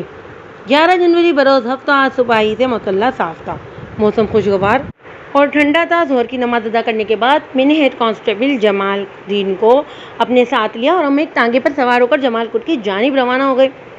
میرا تھانہ، جیسا کہ میں نے شروع میں بتایا، موضوع کریم آباد سے 2 میل کے فاصلے پر مشرق میں واقع تھا اور جمال کوٹ والے جانے والا راستہ کریم آباد سے ہو کر آگے بڑھتا تھا۔ جب ہم ٹانگا کریم آباد کے نزدیک پہنچا تو ایک فوری خیال کے تحت میں نے کوچوان سے پوچھا، چاچا ٹانگے کو گاؤں کے اندر عادل کے گھر کی طرف لے لو، میں چند منٹ رک کر اس سے کچھ باتیں کر کے آگے بڑھوں گا۔ جو حکم مائی باپ، کوچوان نے بھرواں برداری سے کہا۔ کوچوان بلحاظ عمر مجھ سے 10 سال 15 سال بڑا تھا، لیکن اس نے جو مجھے مائی باپ کہہ کر جواب دیا تھا وہ محض احتراماً تھا۔ تھوڑی ہی دیر میں ٹانگا عادل کے گھر کے دروازے پر پہنچ گیا۔ میں نے دیکھا عادل کے مکان کے دروازے پر ایک صحت مند تالا جھول رہا تھا۔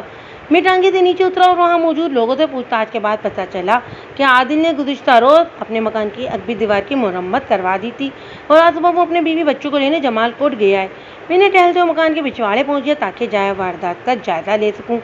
عادل کے مکان کے عقبی جانب ایک میدان تھا جو کریم آباد کے بچوں کے لیے پلے گراؤنڈ کی حیثیت کا حامل تھا۔ میں سیدھا جا کر اس مقام کے سامنے کھڑا ہو گیا جہاں کل دوپہر تک 2 فٹ قطر کا ایک موخلا منہ کھلے نظر آ رہا تھا، لیکن اب وہ مقام اینک غائب ہو چکا تھا، یعنی اس موخلے کی بھرائی کے بعد نہایت ہی مہارت سے اس کے اوپر لپائی کر دی گئی تھی۔ مطمئن ہونے کے بعد میں واپس جا کر ٹانگے میں بیٹھا اور اپنی منزل کی جانب چل پڑا۔ جب ہم موضوع جمال کوٹ کی حدود میں داخل ہوئے تو سورج غروب ہونے میں چند منٹ ہی باقی تھے۔ میں نے لوگوں سے جمال دین کمار کے گھر کے بارے میں دریافت کیا۔ اس وقت جمال کوٹ میں صرف 2 ہی واقعات کی گونج تھی۔ نمبر 1 چودھری مجید کی سب سے چھوٹی بیٹی ریحانہ کی شادی۔ نمبر 2 جلال الدین کمار کے چھوٹے بیٹے فضل الدین عرف فضلو کی عبرتناک موت۔ الغرض مجھے اپنا مطلوبہ گھر تلاش کرنے میں کسی دشواری کا سامنا نہیں کرنا پڑا۔ مقتول فضلو کا مکان گاؤں کے کنارے پر واقع تھا۔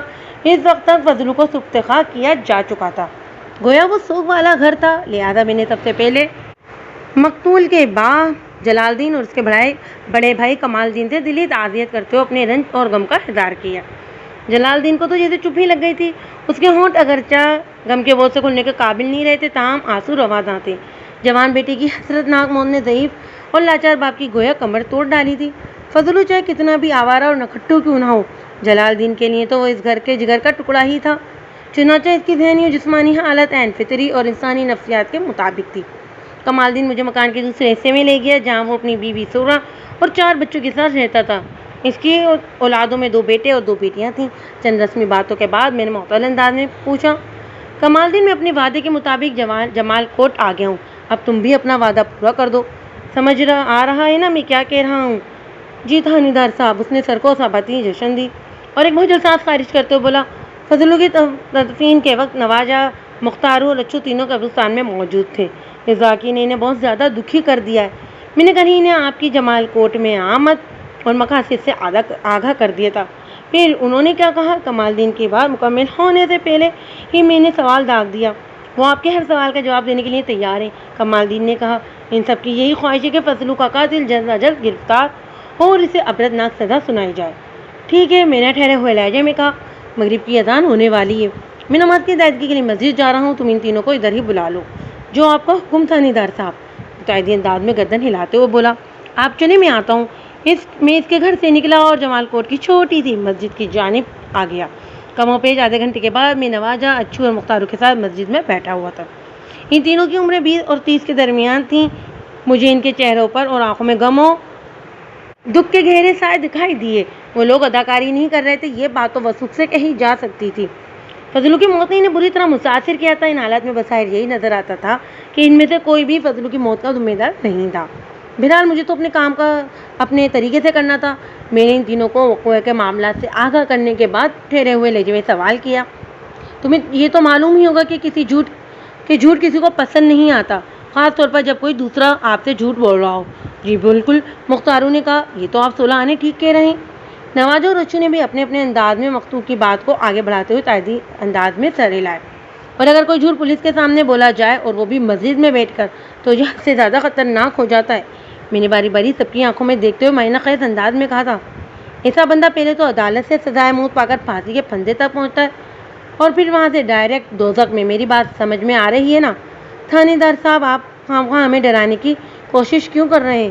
اچھو نے سہمے ہوئے لہجے میں کہا، ہم نے تو آپ سے کوئی جھوٹ نہیں بولا۔ مختارو نے عجیب سے لہجے میں بولا۔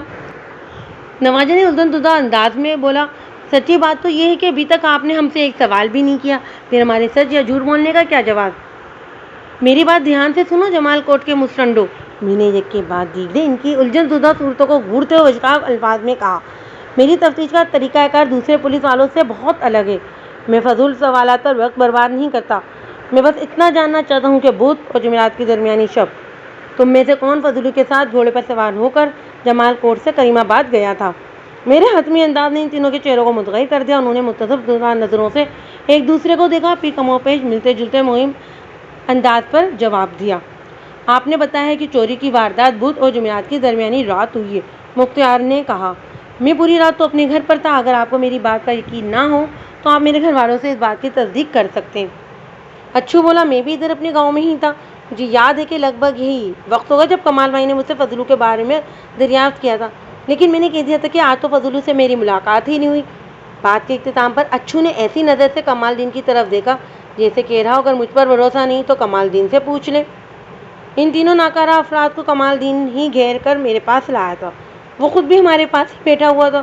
اچھو کی خاموش پیچکش پر میں نے تصدیق طلب نظر سے کمال الدین کی طرف دیکھا، اس نے میری نگاہ کو مقصد پا لیا۔ تھانے دار صاحب، وہ مجھ سے مخاطب ہوتے ہوئے بولا، میں آپ کو فضلو کے غیر ذمہ دارانہ رویے کے بارے میں تو بتا ہی چکا ہوں، لیکن ہزار خرابیوں کے باوجود بھی ابا جی کو اس کی بہت فکر رہتی تھی۔ اگر فضلو مغرب کی اذان تک گھر نہ لوٹے تو وہ مجھے اس کی تلاش میں بھیج دیا کرتے تھے۔ اس رات بھی یہی ہوا تھا۔ وہ سانس سنوار کرنے کی گھر سے موقوف ہوا، پھر اپنی بات مکمل کرتے ہوئے ان الفاظ میں اضافہ کر دیا: بدھ والے دن سورج غروب ہونے کے بعد فضلو گھر نہیں لوٹا تو ابا جی نے اسے مجھے ڈھونڈنے کے لیے باہر بھیج دیا۔ میں فضلو کو ادھر ادھر تلاش کر ہی رہا تھا کہ اچھو سے میری ملاقات ہو گئی۔ ابھی اس نے آپ سے جو کچھ کہا ہے وہی اس نے مجھے بھی بتایا تھا۔ میں نے گہری سانس لینے کے بعد نواجہ کی طرف دیکھا اور کہا: مختار اور اچھو نے تو اپنی صفائی پیش کر دی، تم کیا کہتے ہو اس بیچ مسئلے کے؟ میں نے فضلو کو بدھ کی صبح آخری بار دیکھا تھا، نواجہ نے رسانیت بھرے لہجے میں کہا۔ اس کے بعد میں نے اس کے بارے میں کچھ نہیں جانتا۔ باقی جہاں تک بدھ اور جمعرات کی درمیانی شب کی بات ہے تو وہ رات میں نے اپنے گھر میں سو کر گزاری تھی، جس کی گواہی میرے گھر والے دے سکتے ہیں۔ تم تینوں میں سے کوئی بھی اگر وقوع کی رات فضلو کے ساتھ جمال کوٹ سے کریم آباد نہیں گیا تھا تو پھر نقب زنی کی اس واردات میں فضلو کا شریک جرم کون تھا؟ میں نے گہری نظر سے باری باری ان تینوں کے چہروں کے تاثرات کا جائزہ لیتے ہوئے گمبھیر آواز میں کہا: اس حقیقت کو بدلا نہیں جا سکتا کہ فضلو اور اس کا ساتھی ایک گھوڑے کی پشت پر سوار ہو کر جمال کوٹ سے کریم آباد پہنچے تھے۔ انہوں نے زمیندار عادل کے مکان سے لگ بھگ 1 فلانگ کے فاصلے پر نہر کے کنارے درخت سے اپنا گھوڑا باندھا اور کھیتوں کے اندر سے پیدل چلتے ہوئے وہ دونوں عادل کے مکان کے پچھواڑے پہنچے تھے۔ وہ جانتے تھے کہ اس رات عادل اور اس کے بیوی بچے گھر میں موجود نہیں ہیں۔ انہیں بھی اچھی طرح معلوم تھا کہ طلائی زیورات اور نقدی گھر کے کس کمرے میں ہیں اور کہاں رکھیں، اس لیے انہوں نے عادل کے مکان کے مخصوص کمرے کی عقبی دیوار میں 2 فٹ کا مخلہ بنا کر اندر تک رسائی حاصل کی تھی۔ لیکن اس واردات کے آخری مرحلے پر فضلو کے ساتھی کی نیت میں فطور آ گیا اور وہ فضلو کو موت کے گھاٹ اتارنے کے بعد مال مسروقہ کے ساتھ کہیں غائب ہو گیا۔ میں نے اپنے فوجی کے ذریعے جو کھرا نکلوایا اس کے مطابق مقتول اور فضلو کا ساتھی ٹہلی والے درخت سے اسی گھوڑے پر اکیلا سوار ہو کر نہر کے کنارے بنے ہوئے کچے راستے پر جمال کوٹ کی جانب روانہ ہو گیا تھا۔ کہیں یہ وہی بندہ تو نہیں؟ نواجہ نے سرسراتی ہوئی آواز میں کہا، جسے میں نے بدھ کی صبح فضلو کے ساتھ دیکھا تھا۔ تم کس بندے کی بات کر رہے ہو؟ میں نے اضطراری لہجے میں سوال کیا۔ جناب میں اس کا نام تو نہیں جانتا، وہ بے بسی سے بولا۔ فضلو اور وہ بندہ بدھ کی صبح نہر کے کنارے کھڑے باتیں کر رہے تھے اور اس وقت میں ذرا جلدی میں تھا اس لیے ان کی طرف دیکھ نہیں سکا۔ نواجہ بالکل ٹھیک کہہ رہا ہے تھانے دار صاحب، اچھو گہری سنجیدگی سے بولا۔ اس لمڈنگ کی وجہ سے فضلو ہم سے دور ہو گیا ہے، اس کا کیا مطلب ہوا؟ میں نے قطع کلامی کرتے ہوئے تیز آواز میں پوچھا۔ وہ بات دراصل یہ ہے تھانے دار صاحب، مختار وضاحت کرتے ہوئے بولا، ابھی جس بندے کا ذکر ہو رہا ہے وہ جمال کوٹ کا رہنے والا نہیں۔ چودھری صاحب کی حویلی میں پچھلے 8-10 دن سے شادی کا ہنگامہ چل رہا تھا، اس وجہ سے باہر کے کافی لوگ مہمانوں کی حیثیت سے یہاں آئے ہوئے تھے۔ وہ بندہ بھی چند دنوں سے جمال کوٹ میں نظر آ رہا تھا، مگر چودھری صاحب کی بیٹی کی تو شادی کے بعد سے وہ کہیں نظر نہیں آیا۔ 1 منٹ، میں نے ہاتھ کے اشارے سے مختار کو روکنے کے لیے کہا۔ تھوڑی دیر پہلے اچھو نے بتایا کہ اس لمڈنگ کی وجہ سے فضلو آپ لوگوں سے دور ہو گیا تھا۔ لفظ لم ڈھنگ سے تو سمجھ میں آ رہا ہے مذکرہ بندہ دبلا پتلا اور حد سے زیادہ طویل قامت ہوگا، لیکن اس کی وجہ سے فضلو تم لوگوں سے دور کیوں ہو گیا؟ یہ کیا کہانی ہے؟ تھانے دار صاحب، فضلو نے اس بندے سے زیادہ میل جول بڑھا لیا تھا، لہٰذا وہ ہمیں بہت کم وقت دے رہا تھا۔ نواجہ نے معطل انداز میں بتایا، بس یہی کہانی ہے۔ ہم ابھی یہ جاننے کی کوشش کر ہی رہے تھے کہ اس بندے نے کون سے گدر بھگتی سے کام لے کر فضلو کو اپنی طرف کھینچا ہے کہ وہ بندہ اچانک کہیں غائب ہو گیا۔ اس سے اگلے روز آپ کے بھیجے ہوئے ایک بندے نے یہاں آ کر اطلاع دی کہ کریم آباد میں فضلو کو کسی نے قتل کر دیا ہے۔ ہم اس سے زیادہ اور کچھ نہیں جانتے تھانے دار صاحب۔ میں نے فضلو کے بھائی کمال دین سے پوچھا، کیا تم نے بھی اس بندے کو فضلو کے ساتھ گھلتے ملتے دیکھا تھا؟ نہیں سرکار، وہ نفی میں گردن ہلاتے ہوئے بولا، میں تو اس بندے کا ذکر پہلی بار سن رہا ہوں۔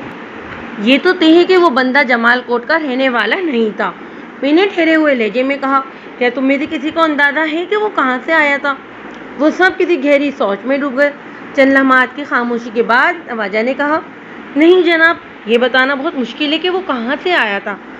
ہم میں سے کسی کی اس سے بات نہیں ہوئی۔ زیادہ امکان اسی بات کا ہے کہ وہ چودھری صاحب کے مہمانوں میں سے کوئی تھا۔ تم تینوں میں سے کون مجھے اس مشکوک بندے کے حلیے کے بارے میں زیادہ وضاحت سے بتا سکتا ہے؟ میں نے باری باری نواجہ، اچھو اور مختارو کی طرف دیکھتے ہوئے سفار کیا۔ عمر 35 کے آس پاس، رنگت سانولی، نواجہ نے جواب دیا، قد ہم سب سے زیادہ اور جسم دبلا پتلا اور چہرے پر زخم کا نشان، بس اتنا کافی ہے۔ میں نے پرسوچ انداز میں کہا، نواجہ تمہیں کوئی کام کاج تو ہوتا نہیں، اس لیے تم کل دوپہر سے پہلے میرے تھانے آ جاؤ۔ تھانے؟ وہ گھبراہٹ آمیز انداز میں بولا۔ میں نے کچھ نہیں کیا تھانیدار صاحب، ڈرو نہیں، میں نے تسلی دینے والے انداز میں کہا۔ میں تمہیں گرفتار کر کے کوئی سزا وغیرہ دلوانے والا نہیں ہوں۔ میں تمہاری یادداشت اور مشاہدے کے زور پر اپنے سرکاری آفس سے اس بندے کا خاکہ بنوانے کا ارادہ رکھتا ہوں تاکہ اسے تلاش کرنے میں آسانی ہو جائے۔ تم بس قانون کی اتنی سی مدد کر دو، باقی سب میں سنبھال لوں گا۔ اس کی جان میں جان آئی۔ ایک گہری سانس خارج کرنے کے بعد وہ قدرے توانا لہجے میں بولا تھا، ٹھیک ہے تھانیدار صاحب، میں کل جتنا بھی جلدی ممکن ہوا آپ کے پاس پہنچ جاؤں گا انشاءاللہ۔ رات پوری طرح بھیگ چکی تھی اور سردی کی شدت میں ہر گزرتے لمحے کے ساتھ اضافہ ہوتا جا رہا تھا۔ جمال کوٹ میں میرا فی الحال کوئی کام باقی نہیں تھا۔ ایک بار اس پراسرار عالم ڈھنگ کا خاکہ تیار ہو جاتا تو پھر اسے کریم آباد اور ادھر ادھر کے دیگر گاؤں میں دیہات میں تلاش کرنا مشکل نہ رہتا، اور پھر میں وہ اسکیچ دکھا کر جمال کوٹ کے چودھری صاحب سے مفید پوچھ تاچھ کر سکتا تھا، کیونکہ غالب امکان اسی بات کا تھا کہ چودھری اسے ضرور جانتا ہوگا اور شاید عادل بھی اس بات سے واقف ہو۔ میں نے ہیڈ کانسٹیبل جمال الدین کو اپنے ساتھ لیا اور جنوری کی ٹھنڈی ٹھار رات میں ہم ٹانگے پر سوار ہو کر اپنے تھانے کی سمت روانہ ہو گئے۔ گزشتہ رات میں کافی دیر سے سویا تھا، لہذا اگلی صبح آنکھ بھی تاخیر سے کھلی، لیکن رب تعالیٰ کا شکر ہے کہ اس نے مجھے اپنے سامنے شرمندہ ہونے سے بچا لیا۔ اگرچہ میں معمول کی بنسبت قدرے دیر سے بیدار ہوا تھا، تاہم طلوع آفتاب میں بھی چند منٹ باقی تھے، چنانچہ میں نماز فجر بروقت ادا کرنے میں کامیاب رہا تھا۔ میں نے ناشتہ کیا اور تیار ہو کر تھانے پہنچ گیا۔ آج 12 جنوری اتوار کا دن تھا۔ اتوار کو پورے ملک میں تعطیل عام منائی جاتی ہے، لیکن پولیس اور ایک دو مزید گورنمنٹ ڈپارٹمنٹ میں ایسے بھی ہیں جہاں چھٹی کا کوئی تصور نہیں۔ ذکرائے محکمہ جات میں 24 گھنٹے کام جاری رہتا ہے۔ میں نے اپنے کمرے میں پہنچنے کے بعد سرکاری فوٹوگرافر اور خاکہ بنانے والے آرٹسٹ کرمکار کو تھانے بلا لیا۔ میرے ان دونوں مطلوبہ بندوں سے پہلے نواجہ اینڈ کو تھانے میں موجود تھے۔ میں نے نواجہ کی ترکیب اس لیے یہاں استعمال کی ہے کہ رب نواز عرف نواجہ اکیلا تھانے نہیں آیا تھا، بلکہ اس کے ساتھ اسلم عرف اچھو، مختار عرف مختار اور مقتول فضلو کا بھائی کمال الدین بھی آیا تھا۔ ایسا محسوس ہوتا تھا کہ وہ چاروں اجالا ہونے سے پہلے ہی جمال کوٹ سے نکل آئے تھے۔ تھوڑی دیر میں میرے بلائے ہوئے دونوں ہنرمند افراد بھی تھانے پہنچ گئے۔ آئندہ 1 گھنٹے میں میرے آرٹسٹ نے نواجہ کے حافظے اور مشاہدے کی روشنی میں نامعلوم شخص کا اسکیچ خاکہ بنا ڈالا، جو ریحانہ کی شادی کے موقع پر جمال کوٹ میں دکھائی دیا تھا، اور مبینہ طور پر اس نے مقتول اور فضلو کو اپنا دوست بنا لیا تھا، جس کے سبب مقتول اپنے تینوں دوستوں سے دور ہو گیا تھا۔ میں نے اسکیچ کا بغور معائنہ کیا، پھر نواجہ کی طرف دیکھتے ہوئے پوچھا، کیا تم مطمئن ہو میرے آرکیٹیکٹ نے اسی بندے کا خاکہ بنایا جس کا تم نے مجھ سے ذکر کیا تھا؟ جی تھانیدار صاحب، وہ اصابت میں سر ہلاتے ہوئے جانی لہجے میں بولا تھا، آپ کے بندے نے تو ہو اس شخص کی تصویر بنائی ہے جس منوس نے ہم سے ہمارا فضلو چھین لیا تھا۔ ان لمحات میں نواجہ کے ذہن میں فضلو کے چھن جانے سے مراد اس کا کسی اجنبی آدمی سے دوستی گھاٹ کر دیرینہ دوستوں کو نظر انداز کرنے سے تھی، لیکن میں اس سے بھی کہیں آگے تک سوچ رہا تھا۔ اگر وہ نامعلوم شخص وقوع کی رات فضلو کے ساتھ نقب زنی کی واردات میں شامل تھا تو پھر وثوق سے کہا جا سکتا تھا کہ اسی بدبخت نے فضلو کو موت کے گھاٹ اتار کر ان تینوں کے دیرینہ دوست کو ہمیشہ کے لیے چھین لیا تھا۔ مذکورہ اسکیچ کو اگر سرسری طور پر بھی دیکھا جائے تو اس چہرے پر شناختی نشان کو ڈھونڈنا کچھ مشکل نہیں تھا۔ اس شخص کے چہرے کی بائیں جانب کٹ کا ایک نشان واضح موجود تھا، جو بائیں آبرو کے اوپر سے شروع ہو کر آنکھ کے نچلے حصے رخسار تک چلا گیا تھا۔ پیشانی سے رخسار تک اس کی کٹ کی لمبائی کم و بیش 4 انچ رہی ہوگی۔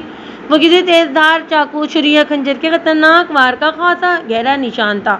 مذکورہ شخص کی خوش قسمتی کہ اس کی بائیں آنکھ محفوظ رہی تھی۔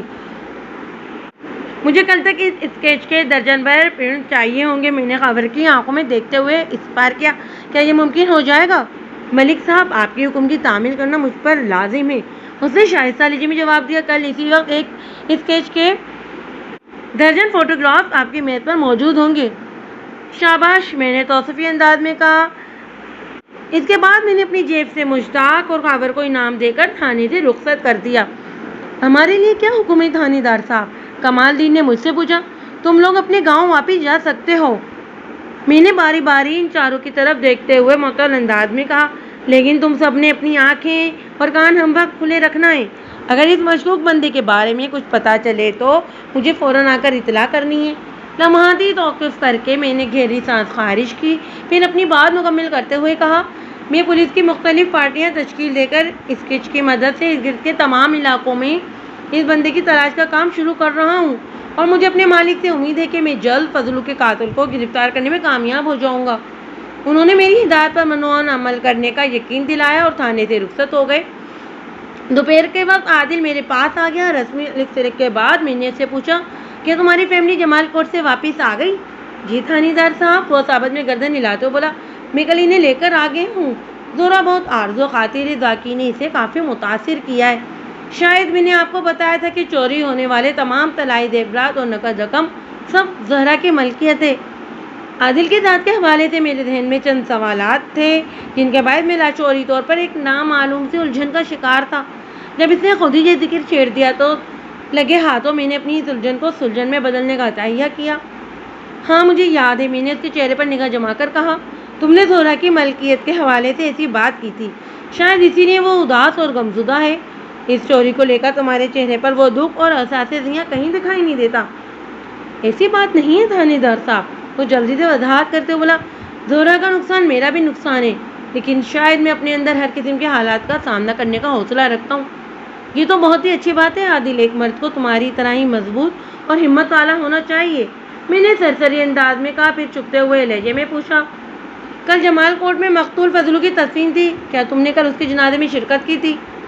نہیں تھانے دار صاحب، اس نے معذرت خانہ لہجے میں جواب دیا، بس مجھے اس کا موقع نہیں مل سکا۔ ویسے مجھے پتہ چل گیا ہے کہ میرے گھر میں چوری کرنے والا جمال دین کمار کا بیٹا ہے جلال دین، اور اس کا بڑا بیٹا کمال دین تو بہت بڑے ماس انسان ہے۔ پتہ نہیں فضلو کیوں چوری چکا بن نکل آیا۔ عادل جمعے کی صبح مجھ سے ملنے تھانے آیا تھا تو اس نے فضلو کمار کے حوالے سے اپنی مکمل لا علمی کا اظہار کیا تھا اور اس کا انکار مجھے ہضم نہیں ہوا تھا۔ وہ جمال کوٹ کے چودھری مجید کا داماد تھا اور اس کی شادی کو 15 سال ہو چکے تھے۔ ان 15 سالوں میں وہ کم از کم 70 مرتبہ تو ضرور جمال کوٹ گیا ہوگا، اور جمال کوٹ کی آبادی 600 نفوس سے زیادہ نہیں تھی۔ خیر، اب اس نے اقرار کر لیا تھا کہ وہ فضل دین اور فضلو مقتول کے بارے میں جان چکا ہے۔ چند روز پہلے تک فضلو ایک ہڈ حرام اور غیر ذمہ دار شخص تھا، یا زادوں سے آوارہ گرد کہا جا سکتا تھا۔ میں نے عادل کی آنکھوں میں جھانکتے ہوئے معنی خیز انداز میں کہا، اسے ڈاکو، چور اور لٹیرا جس شخص نے بنایا اس کا تعلق چودھری مجید کی حویلی سے ہے۔ میں نے آخری جملہ اتنی سنسنی خیز لہجے میں ادا کیا تھا کہ وہ ایسے اچھلا جیسے کسی زہریلے ناگنیوں سے ڈھک مارا۔ یہ آپ کیا کہہ رہے ہیں؟ اس کے الفاظ میں درجہ حیرت جھلکتی تھی۔ آپ کس بندے کی بات کر رہے ہیں تھانے دار صاحب؟ وہ گمبھیر لہجے میں متفر ہوا۔ وہ کون ہے؟ اس کا نام کیا ہے؟ اس کا نام اور پتہ اور حسب نسب تو مجھے بھی معلوم نہیں، میں نے ایک لفظ پر زور دے کر کہا۔ البتہ میں نے اپنے آرٹسٹ سے اس کا خاکہ بنوا لیا ہے۔ کہاں ہے وہ خاکہ؟ اس نے ادرائی لہجے میں سوال کیا۔ کیا آپ وہ خاکہ مجھے دکھا سکتے ہیں؟ کیوں نہیں، میں نے معطل انداز میں کہا۔ اس بندے کی شناخت تم سے زیادہ بہتر اور کوئی نہیں کر سکتا۔ میں نے اپنی میز کی دراز میں سے مشتاق کے فن کا نمونہ نکال کر عادل کے سامنے میز پر رکھتے ہوئے سپاٹ انداز میں کہا، لو دیکھو اچھی طرح سے، اور مجھے بتاؤ یہ بندہ کون ہے؟ ذکرہ اسکیچ پر نگاہ پڑتے ہی وہ چونک اٹھا۔ شادی کے موقع پر میں نے اسے جمال کوٹ میں دیکھا تھا، اس نے سوچ میں ڈوبے ہوئے لہجے میں کہا، لیکن یاد نہیں آ رہا کہ میں نے اسے کس جگہ دیکھا تھا۔ میرے کب یہ بندہ چودھری صاحب کی فیملی سے تو نہیں؟ ممکن ہے یہ شادی میں آنے والے مہمانوں میں سے کوئی ہو۔ میں وہ تمام وقت چودھری صاحب کی حویلی کے اندر یا اس کے آس پاس نہ ہوں، اس کا مطلب یہ ہے کہ میں نے ادھر ہی اسے کہیں دیکھا ہوگا۔ یہ بندہ چودھری مجید کی فیملی سے تعلق نہیں رکھتا تھا تو پھر وہ اس کے مہمانوں میں سے کوئی ہو سکتا ہے، کیونکہ میں نے اس بات کی تصدیق کر لی ہے کہ وہ جمال کوٹ کا بندہ نہیں ہے۔ میں نے پرسوچ انداز میں کہا، تم اپنے دماغ پر زور ڈال کر یاد کرنے کی کوشش کرو کہ تم نے اسے جمال کوٹ میں کہاں دیکھا تھا۔ میری ابھی تک تفتیش سے میں سے نتیجے پر پہنچا ہوں کہ بدھ اور جمعرات کے درمیانی رات یہی بندہ فضلو کمار کے ساتھ جمال کوٹ سے گھوڑے پر سوار ہو کر کریم آباد پہنچا تھا، اور ان دونوں نے تمہارے گھر میں نقب لگائی تھی۔ فضلو تو اس دنیا میں باقی نہیں رہا، اگرچہ اس کا یہ ساتھی میرے ہتھے چڑھ جائے تو تمہاری گھر والی کے 25 تولے وزن کے طلائی زیورات اور 2500 روپے کی نقدی نامراد کے برآمد کر کے تمہارے حوالے کر دوں گا، یہ میرا تم سے وعدہ ہے۔ اس کے چہرے پر خوشی کی ایک لہر سی دوڑ گئی۔ وہ فوراً بولا، تھانے دار صاحب، کیا میں آپ کے مطلوبہ بندے کا یہ کلمی خاکہ اپنے پاس رکھ سکتا ہوں؟ وہ کس لیے؟ میں نے سوالیہ نظروں سے اسے گھورا۔ ابھی جو آپ نے صورتحال میرے سامنے رکھی ہے اس کی روشنی میں نے کل صبح جمال کوٹ جانے کا فیصلہ کیا ہے۔ وہ وضاحت کرتے ہوئے بولا، میں اس تصویر کو چودھری صاحب اور ان کے وفادار ملازمین کے سامنے رکھوں گا۔ चौधरी साहब ना भी सही, लेकिन उनके नौकरों में से किसी ने ज़रूर इस बंदे को देखा होगा और वो इसके बारे में लाजमी बहुत कुछ जानता भी होगा। तुम्हारी तजवीज़ इंतहाई माकूल और काबिल अमल है आदिल, मैंने ठहरे हुए लहजे में कहा। मैं तुम्हें कल एक फ़ोटो दे दूंगा। फ़ोटो? उसने उलझन मौजूदा लहजे में कहा। हाँ, मैंने साबत में गर्दन हिलाते हुए जवाब दिया। मैंने इस कलमी तस्वीर के दर्जन भर फोटोग्राफ बनाने का ऑर्डर दे दिया है। ये फ़ोटो कल सुबह मुझे मिल जाएंगे, इनमें से एक तुम भी ले लेना। शुक्रिया थानेदार साहब, वो बड़ी शायदगी से बोला। क्या मैं आपसे एक सवाल पूछ सकता हूँ? हाँ हाँ, क्यों नहीं, ज़रूर, मैंने नरमी से कहा। लेकिन इसके बदले में तुम्हें भी मेरे 2 सवालात के जवाब देना होंगे। दूंगा, वो मजबूत लहजे में बोला। तो फिर पूछो, मैंने कहा। आपने इस बंदे की कलमी तस्वीर किस बुनियाद पर बनवाई है? उसने सवाल किया। मेरा मतलब है किसी ने तो आपको इसके हुलिये में बताया होगा। तुम्हारा अंदाज़ा बिल्कुल दुरुस्त है आदिल, मैंने साफ गोई से काम लेते हुए कहा। मैं नवाजा एंड कंपनी को इस पर्दे के पीछे रखते हुए सच में झूठ का भगाड़ लगाकर अपने अल्फाज में इजाफा कर दिया। मैंने एक ऐसे बंदे को ढूंढ निकाला है जिसने जाए वक़ुआ की रात फजलू और इस बंदे को घोड़े पर सवार होकर करीमाबाद की तरफ जाते देखा था। मुज़क्करा बंदा जमाल कोर्ट से ही ताल्लुक़ रखता है, लेकिन जब तक ये केस किसी किनारे नहीं लग जाता मैं इस ऐनी शाहिद का नाम मंदिर आम पर नहीं ला सकता, क्योंकि इससे तफ्तीश के अमल पर बुरा असर पड़ सकता है और मैं ऐसा हरगिज़ नहीं चाहूँगा। ओह, तो ये बात है। वो बोझल सांस खारिज करते हुए अजीब सी नज़रों से मुझे तकने लगा और बोला, अब आप अपने 2 सवाल पूछ लें। सवाल नंबर 1, मैंने उसकी आंखों में देखते हुए ठोस अंदाज में कहा। जुम्मे के रोज़ यानी परसों जब बरस सी बारिश में मैं तुम्हारे साथ जाए वक़ुआ के अंदरूनी माना करने तुम्हारे घर गया था तो मैंने तीनों कमरों को मकतूल पाया था। फिर जब मैंने तुमसे कहा कि मुझे कमरे के खोल कर दिखाओ तो तुमने सबसे पहले इसी कमरे का ताला क्यों खोला जिसमें नकदी और तालाए देवदार रखे हुए थे? तुमने किसी दूसरे कमरे का रुख क्यों नहीं किया? सवाल नंबर 2, मैंने सांस संवार करने के लिए लम्हा भर तौक़ुफ़ किया, फिर अल्फाज में इजाफा कर दिया। जब हम कमरे के अंदर दाखिल हुए तो तुमने कपड़ों वाली अलमारी को खुला देखकर बेसाख्ता ये क्यों कहा था, ओह खुदाया, वो सब कुछ ले गए। अलमारी को अच्छी तरह चेक किए बगैर तुम्हें कैसे पता चला कि चोर सब कुछ चुरा कर ले गए थे? तो आप मुझ पर शक कर रहे हैं, उसने खफगी आवाज़ लहजे में कहा। उसकी नाराज़गी में बेदारी ज़रूर शामिल थी, लेकिन हाँ, मुझे किसी किस्म का डर, खौफ या पछतावा दिखाई नहीं दिया। मैंने इसके उगते हुए शिकायती सवाल को 2 टोक जवाब देते हुए कहा, हाँ बिल्कुल, जो मेरी तफ्तीश का तकाज़ा है। बाद औक़ात तो सच्चाई की तह तक पहुँचने के लिए फर्जशनास पुलिस अफसर को अपनी ज़ात पर भी शक करना पड़ता है। इंसाफ का असूल इतना आसान नहीं है जितना लोग आमतौर पर समझते हैं। थानेदार साहब, आपकी बात मेरी समझ में आ गई है, वो गहरी संजीदगी से बोला। अब मैं आपके दोनों सवालों का जवाब एक साथ देता हूँ। उसने 2 सेकंड का तौक़ुफ़ किया, फिर इन अल्फाज में वज़ाहत कर दी। मैं जानता था कि ज़ोहरा के तेलाई ज़ेवरात और नगद रकम किस कमरे में, इसलिए जब मुझे पता चला कि मेरे घर में चोरी की वारदात हुई है तो मेरे ध्यान में इस कमरे का ख्याल आया था। आपने भी देखा होगा, कपड़ों वाली अलमारी, खुली हुई अलमारी के दरमियानी हिस्से में एक छोटा सा सैफ बना हुआ था। जब मैंने सैफ के खुले हुए दरवाजे के अंदर देखा तो वहाँ मुझे कुछ नज़र नहीं आया, इसलिए मेरे मुंह से फ़ौरन ये अल्फाज निकले थे, ओह खुदाया, कि वो सब कुछ ले गए, क्योंकि मैंने ज़ोहरा के ज़ेवरात और नकदी सैफ के अंदर रखी हुई थी। उम्मीद है मेरी वजाहत से आपकी तसल्ली हो गई होगी। मैंने असाबत में सर हिलाने पर इत्तेफा किया। आइंदा रोज़ सरकारी फोटोग्राफर ने हस्बे वादा अपना काम सर अंजाम दे दिया। मैं तैयार होकर थाने आया तो मेरी मेज़ पर एक फूला हुआ भूरे रंग का लिफाफा पड़ा था। मेरे पूछने पर हवालदार ने बताया, मलिक साहब, थोड़ी देर पहले एक बंदा जी लिफाफा दे गया है। उसने सिर्फ इतना कहा है कि खबर फोटोग्राफर ने इस लिफाफे को इंचार्ज साहब तक पहुँचाने के लिए कहा था। मैंने इस बंदे से लिफाफा लेकर आपकी मेज़ पर रख दिया है। मेरे ख्याल में इस लिफाफे के अंदर हमारे मतलूबा मुजरिम के फ़ोटो होंगे। इस दौरान मैं लिफाफा खोल चुका था। तुम्हारा अंदाज़ा बिल्कुल दुरुस्त है अली नवाज। मैंने हवालदार की तरफ देखे बगैर कहा, ये चीज़ स्केच के फ़ोटो प्रिंट हैं जो कल मुश्ताक ने तैयार किया था।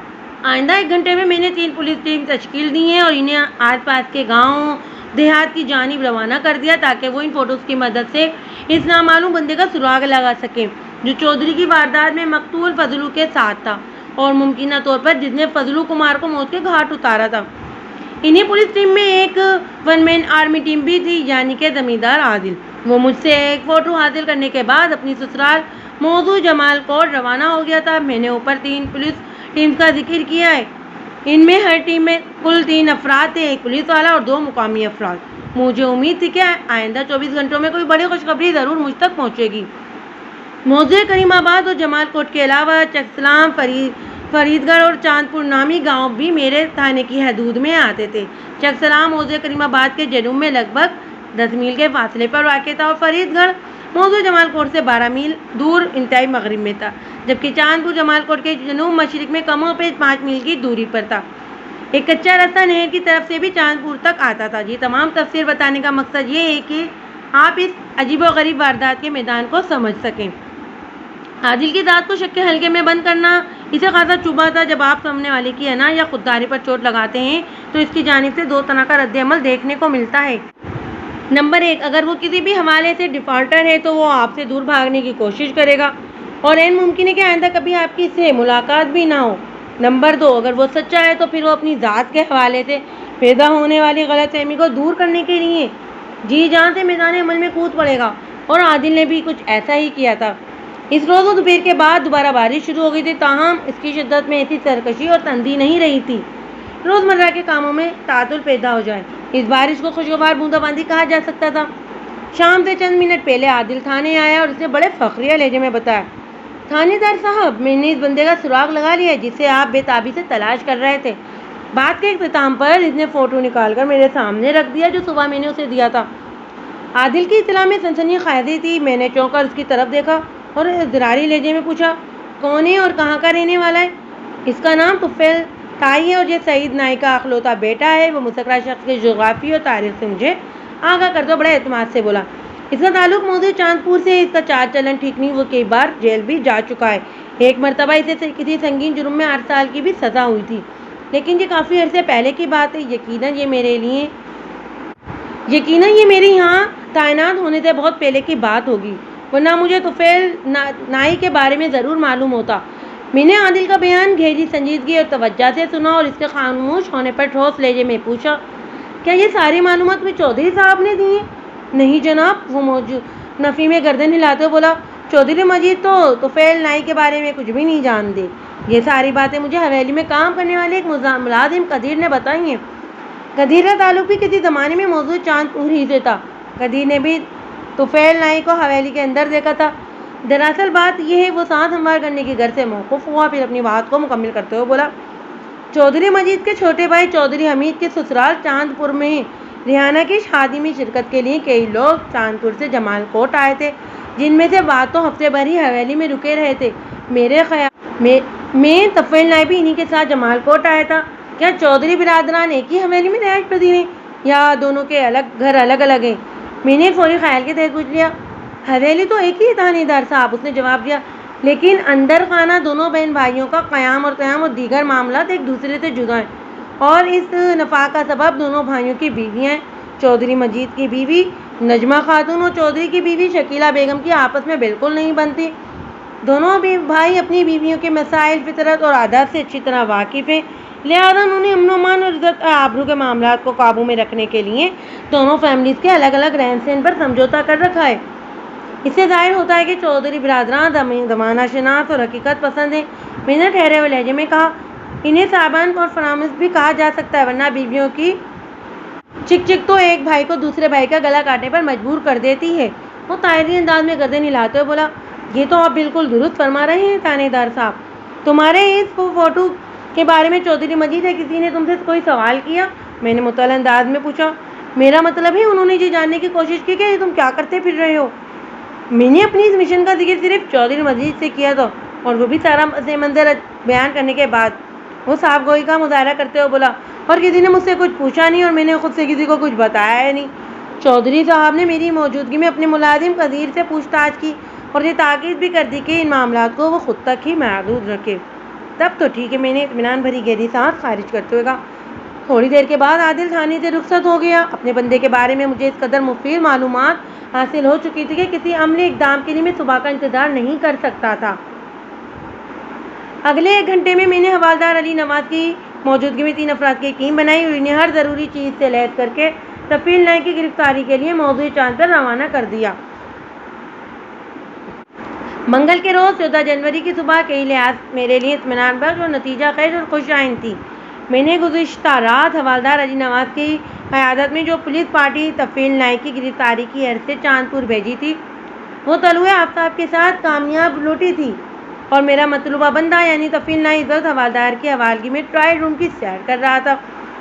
کوئی ملزم جب پولیس کے ہتھے چڑھ جائے تو اس کی زبان کو رواں کرنا نہایت آسان ہوتا ہے۔ تھانے سے دور میل کریم آباد سے نہر کے کنارے کچے راستے پر کموں پہ 4 میل، پھر ایک مقام سے چاندپور کے سمت جنوباً 5 میل کا سفر کوئی آسان کام نہیں تھا، اور اتنا ہی فاصلہ واپسی کا بھی تھا۔ بلاؤ ماہ جنوری کی 14 گھنٹے پر محیط لمبی رات کا کہ وہ لوگ علی صبح اپنے مشن سے سرخرو ہو کر واپس آئے تھے، لیکن دوران مسلسل سفر میں رہنے کی وجہ سے ان کے جسموں کی جو حالت ہوئی تھی وہ علی نواز کی تفتیش سے صاف جھلک رہی تھی۔ حوالدار نے اپنی جھنجھلاہٹ، بیداری، تھکاوٹ اور خفگی کو تفتیش میں غصے میں بدل کر صرف آدھے گھنٹے میں ہی تفیل نائی کی زبان سے اقرار جرم کروا لیا تھا۔ تفیل کے بیان کے مطابق اس کی نیت میں کوئی فتوح آ جانے کے سبب فضلو کو قتل نہیں کیا تھا، بلکہ فضلو کی عبرتناک موت اس کے منصوبے کا حصہ تھا۔ اس غریب فضلو نے تمہارا کیا بگاڑا تھا جو تم نے اس کی جان لے لی؟ میں نے کڑے لہجے میں پوچھا۔ وہ بیچارہ تو تمہیں جانتا تک نہیں تھا، تم نے اسے اپنے مکرہ منصوبے کی بھینٹ کیوں چڑھایا؟ اور وہ تمام مال جو تم نے کہاں چھپایا؟ حوالدار تفیل کو چاندپور سے گرفتار کر کے تھانے تو لے آیا تھا، لیکن چاندپور میں بعد نظر راستے میں اتنے طلائی زیورات اور نقدی کے حوالے سے زبان نہیں کھولی تھی، مگر حوالدار کی حالیہ میزبانی نے تفیل کی زبان کے سارے قفل کھول دیے تھے، اور وہ کسی ریکارڈ کی مانند بجنے کی پوزیشن میں تھا۔ فضلو سے میری کوئی دوستی نہیں تھی اور نہ ہی کوئی دشمنی، تفیل نے میرے سوال کے جواب میں بتایا۔ مجھے یہی کہا گیا تھا کہ جمال کوٹ کے کسی شخص کو اپنے ساتھ ملا کر یہ واردات کرو، اور جب مال ہتھے لگ جائے تو اپنے ساتھی کا کام تمام کر دینا۔ اور جہاں تک چودھری کے مال کی بات ہے تو وہ ذرا دیکھ کر رک کر گہری سانس لینے لگا۔ حوالدار نے اس کا گویا حشر نشر کر ڈالا تھا، اسے بولنے میں کافی دقت ہو رہی تھی۔ چند لمحات کے بعد وہ دوبارہ بولا۔ فضلو کو موت کی نیند سنانے کے بعد میں گھوڑے پر سوار ہو کر جمال کوٹ گیا تھا، اور قیمتی سامان والی پوٹلی میں نے چودھرائن جی کے حوالے کر دی تھی۔ کون چودھرائن؟ میں نے سرسراتی ہوئی آواز میں سوال کیا۔ جمال کوٹ کی حویلی میں 2 چودھرائنیں ہیں، میں نے چودھرائن شکیلہ بیگم کی بات کر رہا ہوں۔ تھانے دار صاحب، وہ کمزور سی آواز میں بولا، میں یہ سب کچھ انہی کے حکم پر کیا ہے۔ تفیل سے سوال و جواب کے دوران میں اس کا اقبال جلم بھی قلم بند کرتا جا رہا تھا۔ جب وہ اپنی بات مکمل کر چکا تو میں نے اس کی آنکھوں میں جھانکتے ہوئے پوچھا، بعد میں تم اپنے بیان سے پھرو گے تو نہیں؟ جو سچائی تھی وہ میں نے آپ کو بتا دی ہے۔ وہ بڑے اعتماد سے بولا، آپ مجھ پر بھروسہ کریں یا نہ کریں آپ کی مرضی، بات میری مرضی کی نہیں ہے، تمہارے مستقبل کی ہے تفیل۔ میں نے قانونی نکتے کی جانب اس کی توجہ کرواتے ہوئے کہا، تمہارے اس بیان کی روشنی میں پولیس جھوٹے چودھری حمید والے رہائشی حصے پر چھاپہ مارے گی، اور مال مذکورہ برآمد کرنے میں ہمیں کسی قسم کی دشواری کا سامنا نہیں کرنا پڑے گا۔ اس صورت میں شکیلہ بیگم تم سے بڑی مجرم گردانی جائے گی، کیونکہ تم نے اس کے ایمان پر یہ سب کیا ہے۔ این ممکن ہے کہ تمہیں سزائے موت کے بجائے عمر قید ہو جائے، یعنی کہ فوری طور پر تم اللہ کو پیارے نہیں ہوگے۔ لیکن اگر تم نے اس بیان سے مکرتے ہوئے چودھرائن کو بچانے کے لیے سب کچھ اپنے سر لے لیا تو سمجھ لو پھانسی پکی ہے۔ وہ سری سوال نظروں سے مجھے تکنے لگا۔ میں مرنا نہیں چاہتا، اس نے بھرائی ہوئی مگر منت ریز آواز میں کہا، جس طرح زندگی کی امید ہے میں اسی سمت جاؤں گا، اور جس سچائی کا ساتھ دینا بھی ہوگا۔ ہو سکتا ہے اللہ کو میرا یہ عمل پسند آ جائے، وہ میرے لیے کوئی آسانی پیدا کر دے۔ اس مقبت کو بہت دیر سے حق اور سچ کا ساتھ دینے کا خیال آیا تھا۔ بہرحال میں نے دیر آیت در آیت کو ذہن میں رکھتے ہوئے طفیل سے مزید کوئی سوال نہیں کیا، اور اقبالی بیان پر اس کا انگوٹھا لگوانے کے بعد اسے حوالات میں بند کر دیا۔ اس کے بعد تمام مراحل آسان ہو گئے۔ اس روز میں عادل اور 2 کانسٹیبل کو ساتھ لے کر جمال کوٹ پہنچ گیا۔ میں نے راستے میں عادل کو صورتحال سے آگاہ کر دیا تھا۔ سچائی جان کر اس کا چہرہ غصے سے تمتما اٹھا۔ میرے خاموش ہونے پر اس نے خاصے جارحانہ لہجے میں مجھ سے پوچھا، تھانے دار صاحب، آخر میں نے اس عورت کا کیا بگاڑا ہے جو اس نے میرے گھر کا صفایا کرا دیا؟ تمہارا سوال بہت اچھا ہے عادل، مجھے پسند آیا، میں نے اس کے چہرے پر نگاہ جما کر کہا، لیکن اس کا جواب میں نہیں، تمہارے سسر کی بھاوت شکیلہ بیگم دے گی، اور جب مجھے پتہ چل جائے گا تو میں بھی تمہیں پہلی فرصت میں بتا دوں گا، یہ میرا وعدہ ہے تم سے۔ وہ جبلس ہو کر دوسری طرف دیکھنے لگا۔ جمال کوٹ کی حویلی میری ہنگامی کارروائی کافی تسلی بخش اور نتیجہ خیز رہی۔ اگرچہ اس موقع پر بڑے چودھری مجید نے مجھے ہاتھ ہولہ رکھنے کو کہا، لیکن میں نے اس کی ایک نہیں سنی۔ چودھری صاحب، آپ کی سب سے بڑی بیٹی زہرا کے گھر سے چوری ہونے والے 25 تولے کے طلائی زیورات اور 2500 روپے کی تگڑی رقم میں نے آپ کی نگاہ کے سامنے آپ کی بھابھی شکیلہ بیگم سے برآمد کی ہیں، میں نے شگاف الفاظ میں کہا۔ میں نے تفیل نائی کو اپنے تھانے کی حوالات میں بند کر رکھا ہے، اور اب شکیلہ بیگم کو بھی مال بازیاب میں تھانے لے کر جا رہا ہوں۔ ان دونوں کی قسمت کا فیصلہ عدالت میں ہوگا۔ تھانے دار صاحب، چودھری مجید نے خوشامد انداز میں مجھ سے کہا، یہ نقدی اور طلائی زیورات میری بیٹی کی ملکیت ہیں۔ اگر زہرا اپنی چچی کو معاف کر دے تو کیا آپ اس معاملے کو ادھر حویلی میں رفع دفع کرنے کو تیار ہیں؟ ہرگز نہیں، میں نے قطعی لہجے میں کہا۔ یہ معاملہ محض زیورات اور نقد چوری کا نہیں چودھری صاحب، جو مال مذکورہ کی برآمدگی کے بعد اسے رفع دفع کر دیا جائے۔ اس گھناؤنی واردات کے ساتھ ایک انسان کا قتل بھی جڑا ہے، جو طفیل نائی نے آپ کی بھابھی کے حکم پر کیا تھا۔ لہٰذا آپ مجھ سے کسی قسم کی رعایت کی توقع نہ رکھیں، کیونکہ میں نے ڈرامائی انداز میں توقف کر کے گہری نظر سے چودھری مجید کی طرف دیکھا اور ان الفاظ میں اضافہ کر دیا، کوئی شخص اتنا اعلیٰ رفع خاندان سے تعلق رکھتا ہو یا اس کا واسطہ نیچے خاندان یا طبقے سے ہو، قانون کی نظر میں ان دونوں کے خون کی قیمت اور اہمیت ایک جیسی ہے۔ میں فضل دین اور فضلو کمار کی موت کو ایک لمحے کے لیے بھی نظر انداز نہیں کر سکتا۔ میرے اٹل انداز کے جواب میں چودھری مجید دور کی کوڑی لایا۔ اس نے سسراتی انداز میں مجھ سے پوچھا، اگر ہم فضلو کے بھائی اور باپ کو خون بہا کے لیے راضی کر لیں تو کیسا رہے گا؟ وہ لوگ دین کی موت میں جتنی رقم یا زرعی عارضی کا مطالبہ کریں گے ہم دینے کو تیار ہیں۔ آخر انہیں بھی اسی گاؤں میں رہنا ہے، وہ میری اس پیشکش کو ٹھکرا نہیں سکتے۔ چودھری مجید کے آخری دو لفظوں میں موجود ایک سنگین دھمکی چھپی ہوئی تھی۔ مجھے اس امر میں کوئی شبہ نہیں تھا کہ چودھری مجید اپنی طاقت اور اختیار کے بل پر مقتول فضل کے روائن کی زندگی کو عذابناک بنا سکتا تھا۔ لہٰذا اس موقع پر میں نے اس سے الجھنے کی کوشش نہیں کی۔ میں اس کیس کو عدالت تک تو پہنچا کر ہی دم لوں گا۔ میں نے ٹھنڈے اور آسانیت بھرے لہجے میں کہا، اگر آپ مقتول اور فضل کے روائن کو خون بہا کی رقم لے کر کیس ختم کرنے کے لیے راضی کر لیتے ہیں تو مجھے کیا بھلا اعتراض ہو سکتا ہے؟ مگر ایسی ہر کوشش آپ اپنے وکیل کے ذریعے جج کے سامنے عدالت میں کریں گے۔ میرے دو ٹوک انداز میں ایسی توانائی بھری ہوئی تھی کہ چودھری مجید کو چپ لگ گئی۔ اس موقع پر چودھری حمید نے عادل سے کہا، پتر تم ہی تھانے دار کو سمجھانے کی کوشش کرو۔ چاچا جی، عادل نے معطل انداز میں کہا، فی الحال تو تھانے دار کو سمجھنے کی کوشش کر رہا ہوں اور وہ آسانی سے میری بات سمجھ بھی نہیں رہے۔ تم جانتے ہو شکیلہ نے اپنے بھتیجے کے لیے ریحانہ کا رشتہ مانگا تھا۔ چودھری حمید نے عادل سے کہا، بھائی صاحب، چودھری مجید اس رشتے کے لیے تقریباً راضی ہو چکے تھے، لیکن تم نے ان کا ارادہ بدل دیا۔ بھائی صاحب تمہاری بہت سنتے ہیں، بس شکیلہ کے دل میں اسی بات کا غصہ تھا۔ اس کے خیال میں اگر تم اس رشتے کی مخالفت نہ کرتے تو ریحانہ کی شادی شکیلہ کے بھتیجے سے ہو جاتی۔ میں جانتا تھا کہ شکیلہ تم سے نفرت کرتی ہے، لیکن اپنی نفرت کے اظہار کے لیے اس نے جو رائے اختیار کی میں اس کی توقع نہیں کر رہا تھا۔ اگر میں نے ریحانہ اور شکیلہ کے چاچی کے بھتیجے کی شادی کی مخالفت کی تھی تو اس کا سبب بھی آپ سب کو معلوم ہے۔ عادل نے حد درجہ زہریلے لہجے میں جواب دیا، میں اس حویلی کا داماد ہوں اور ریحانہ رشتے میں چھوٹی سالی ہی صحیح، لیکن میں نے ہمیشہ اسے اپنی چھوٹی بہن نورین کے مقام پر دیکھا ہے۔ چاچی شکیلہ کا بھتیجا ریحانہ سے نہ صرف 15 سال بڑا ہے بلکہ وہ ذہنی مریض بھی ہے۔ اس کی دماغی بیماری کسی سے ڈھکی چھپی نہیں۔ جب میں ریحانہ کو اپنی بیٹی سمجھتا ہوں تو پھر میں ایک ذہنی معذور سے اس کی شادی کیسے ہونے دے سکتا تھا؟ میں نے جو بھی کیا اس پر مجھے کوئی شرمندگی یا پچھتاوا نہیں، میں نے صرف آواز حق بلند کی ہے۔ چودھری برادران کے سر شرم سے جھک گئے۔ عادل نے میری طرف دیکھا تو میں نے ٹھہرے ہوئے لہجے میں پوچھا، عادل، جمال کوٹ کی طرف آتے ہوئے تم نے مجھ سے پوچھا تھا، تھانے دار صاحب آخر میں نے اس عورت کا کیا بگاڑا ہے جس نے میرے گھر کا صفایا کرایا؟ مجھے یقین ہے تمہیں اس سوال کا جواب مل گیا ہوگا۔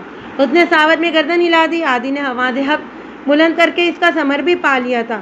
ریحانہ کی زندگی تباہ و برباد ہونے سے بچ گئی تھی اور اب میری باری تھی۔ میں بھی قانونی کارروائی میں مصروف ہو گیا تاکہ آگے چل کر اس آواز حق کو نہ دبایا جا سکے۔